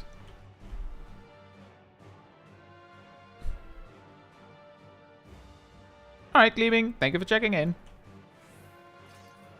I'll be doing the MSQ on a separate stream, as I said earlier. Like, I'll make sure that you don't find yourself suddenly caught in a MSQ stream. So you can't, like, you leave to get something to eat, then you come back, and then there's spoilers on your screen. I'm not gonna do that.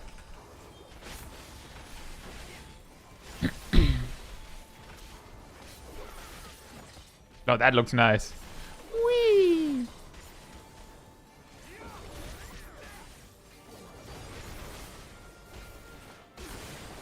What do you mean, Zip? What do you mean?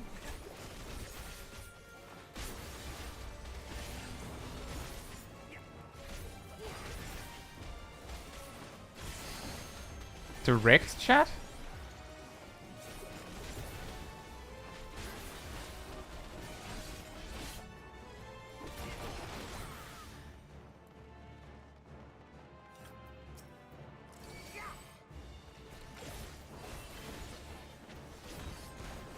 Bro,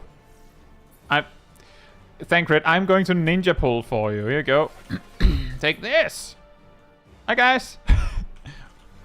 Okay, for a second I thought I only got, like, 2 of the 3 mobs.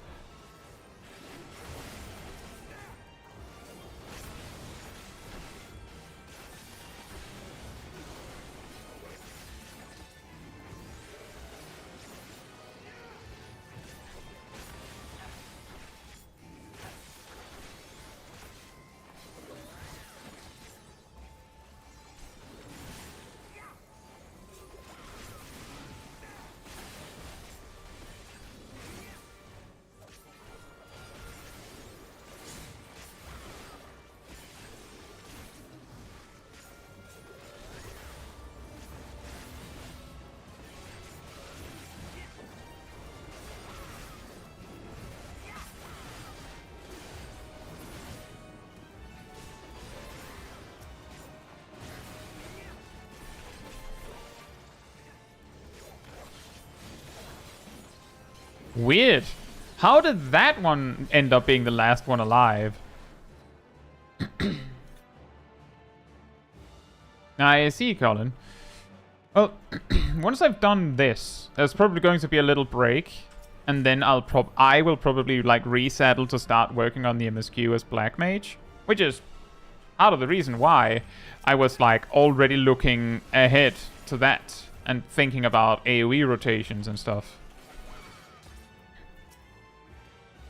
I didn't plan to do the MSQ with Viper. That was never the intent. So like we will get to that. But I did want to try Viper a little bit more.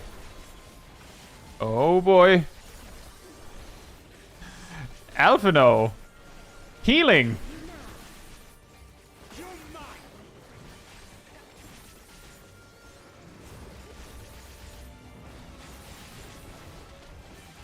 Hey Raziel, hope you're doing well.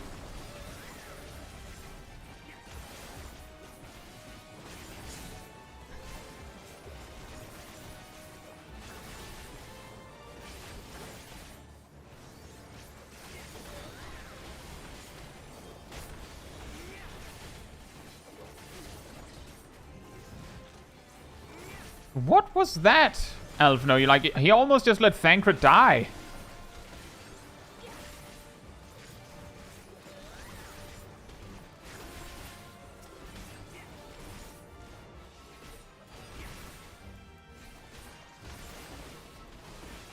Have I not hit that one a single time with my AoE? Weird. Are you serious, Cat? Are you starting with fishing?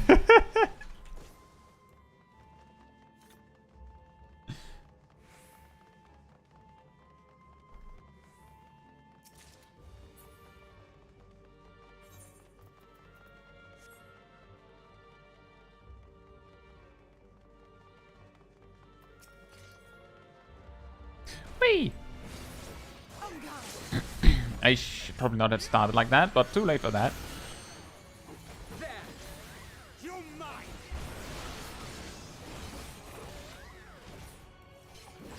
There.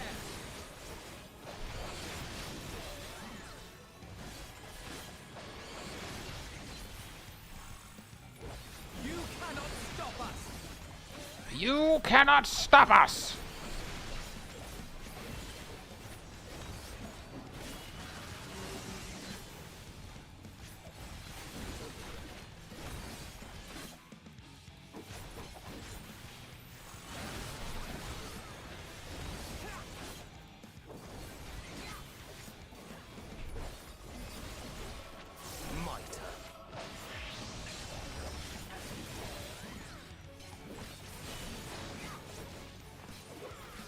Underestimate me.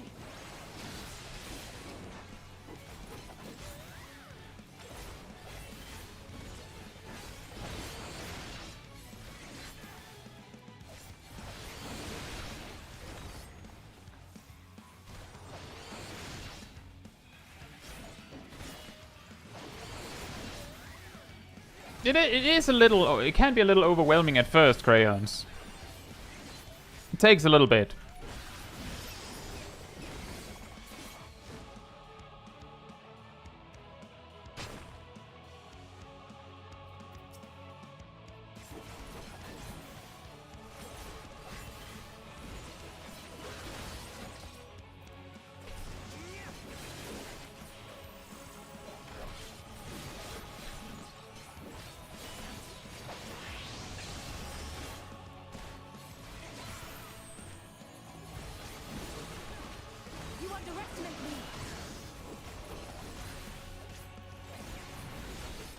You'll get into a rhythm with it eventually, Crayons. It took me a bit at first. Like my first dungeon, I got it like basically everything wrong. It felt like.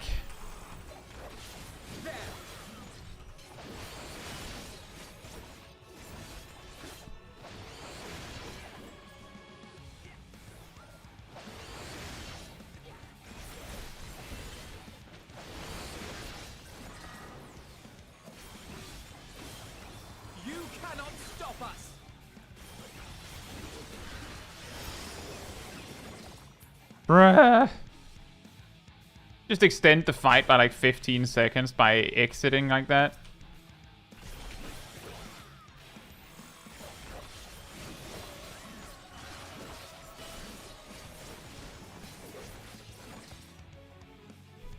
Is Uncoiled Fury a gain?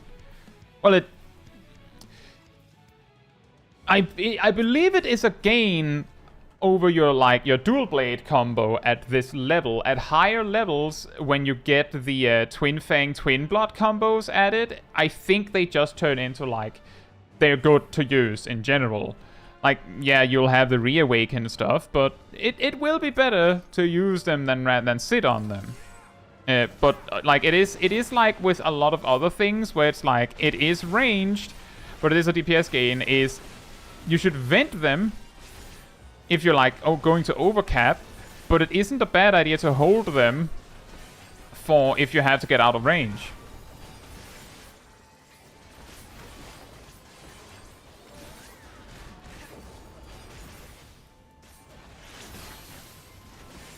That's at least as far as I can see. And it's also really nice if you can hold them for like AoE situations. Because there's the AoE component to it. So like you get more out of it if you can hit multiple targets with them.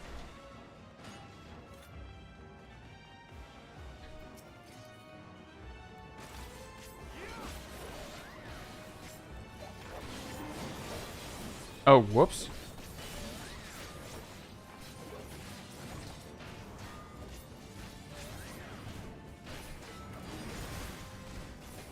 You know what would be really nice, Thancred? Could you, like, stack the mobs better? That would be nice. Really appreciate it. It would be a real bro move if you would. Guess it doesn't matter now there's only 2.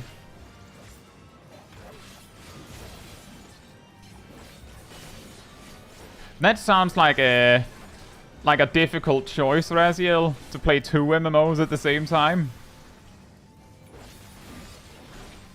Are you sure that's a good idea?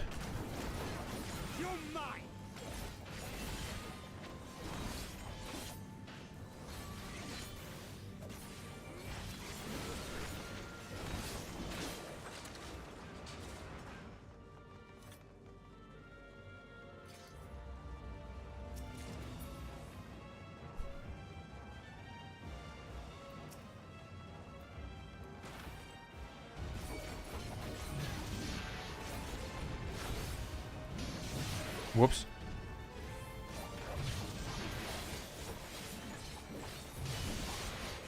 That's true. You could play one while in queue for the other. Suppose that is a way you could go about it. That's particularly helpful if you happen to be in an extremely long queue. I'm pretty sure like Cataclysm won't have a particularly huge queue. That's a guess. I don't know, but that would be my guess.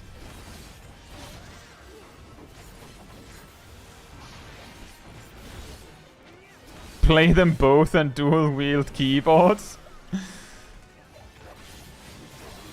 It's a whole new kind of multi-boxing. Is it illegal to multi-box if I'm playing 2 different games?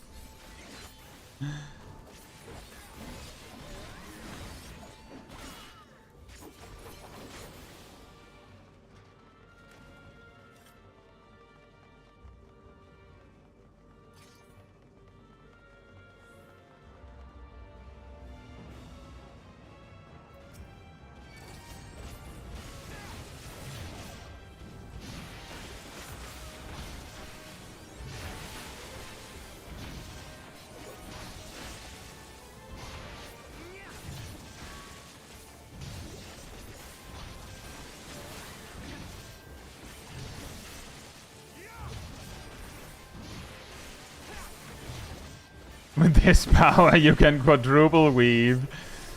You just need more keyboards. That's the solution. Is this a weapon to surpass Metal Gear? It's not legal to multi-box. It's complicated. I believe the rule in World of Warcraft is that you're not allowed to do it unless each individual character reacts on their own separate inputs. As in, if you have some sort of tool set up so that when you press 1, it presses 1 on all of your characters in the multi-box at once. That's not allowed. But if you actually have, like, you know, 2, 3, 4, 5, however many windows you want, open at once, and you, like, click between them to do things, then it's okay. I'm not sure what the rule is in Final Fantasy XIV, but that is at least a rule in World of Warcraft.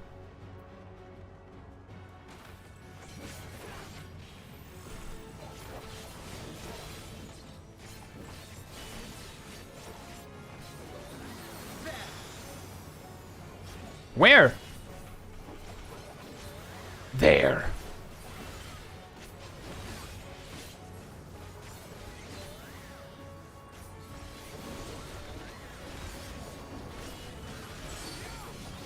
Oh boy, this is going to be interesting with boss mechanics flying around my ears.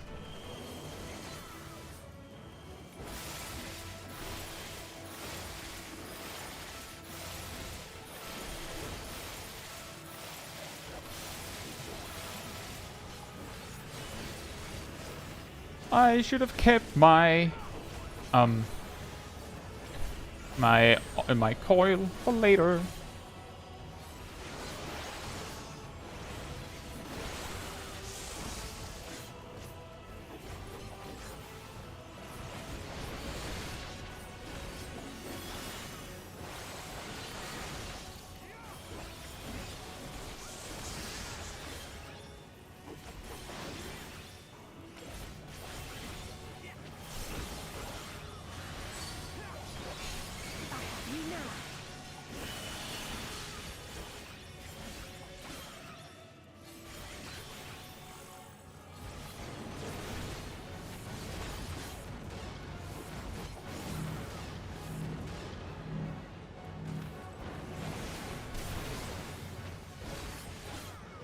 Let's give them a show.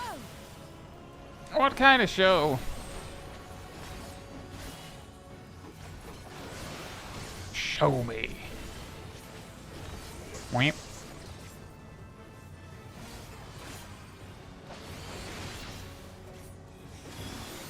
Ow.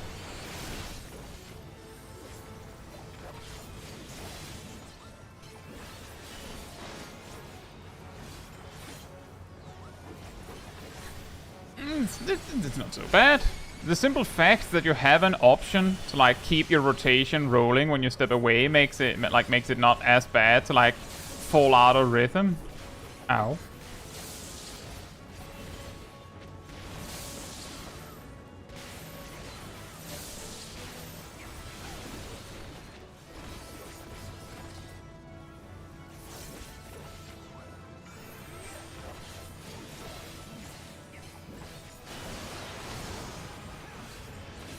You underestimate me.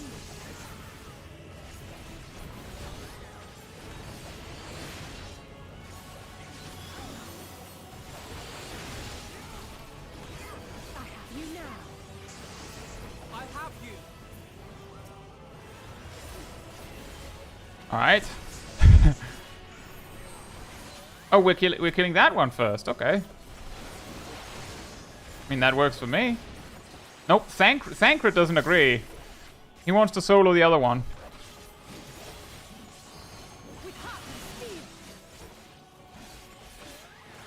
Say, I was wondering, LSA, I've heard this thing about you being very excited to have the limit breaks, so...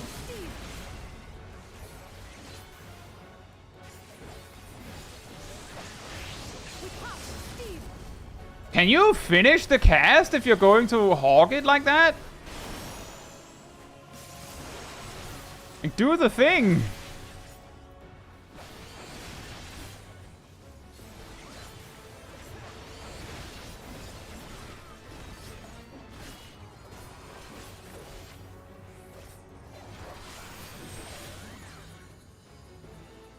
My turn. Are trusts going to level to 100 now? I believe so, but probably not before you've completed the MSQ. I believe that's usually what the rule is. that you need to complete the MSQ before Thrust re-enables, otherwise you can only do duty support. Right, so back there.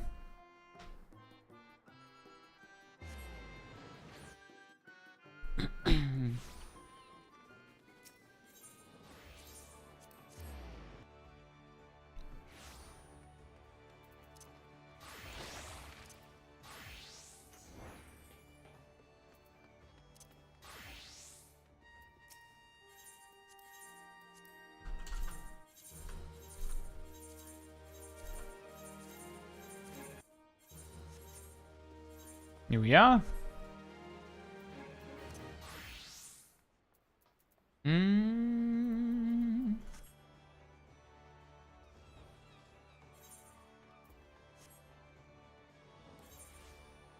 There are items for item level 690. Nice. We're going over there.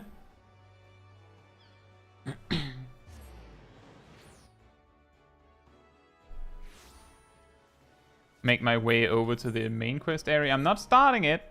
Not starting it. We're getting ready.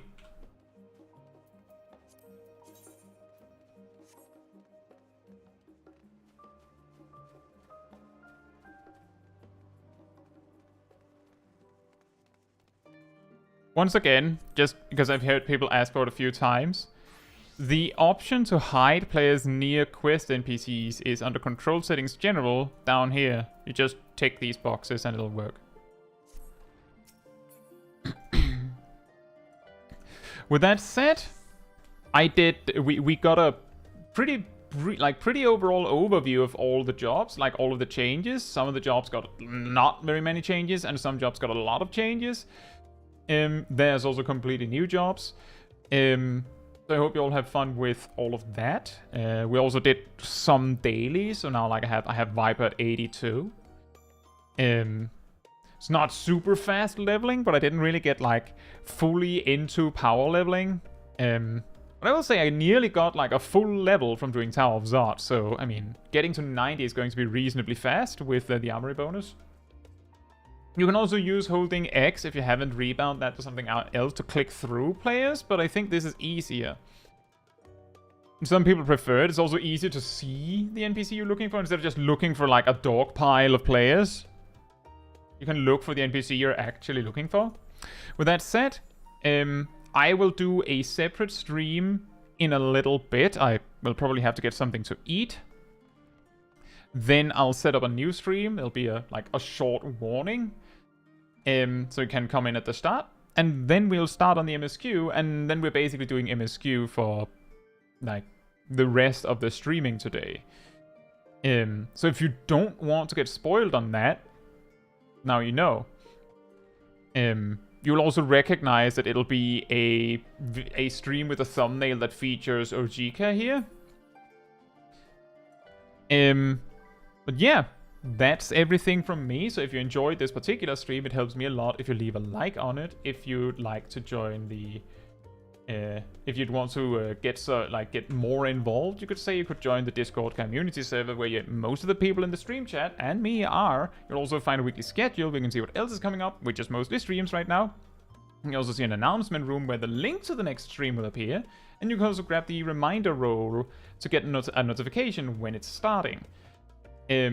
If you want to, support this channel even more, you can also choose to become a member, give memberships, use the super chat stuff, and there's also a Ko-Fi link in the description if you'd rather use that rather than YouTube stuff. That said, that's all for me, and then I'll be back in a little bit. So, good afternoon, good evening, good night, and good morning, and I hope to see you all in a little bit. Bye-bye.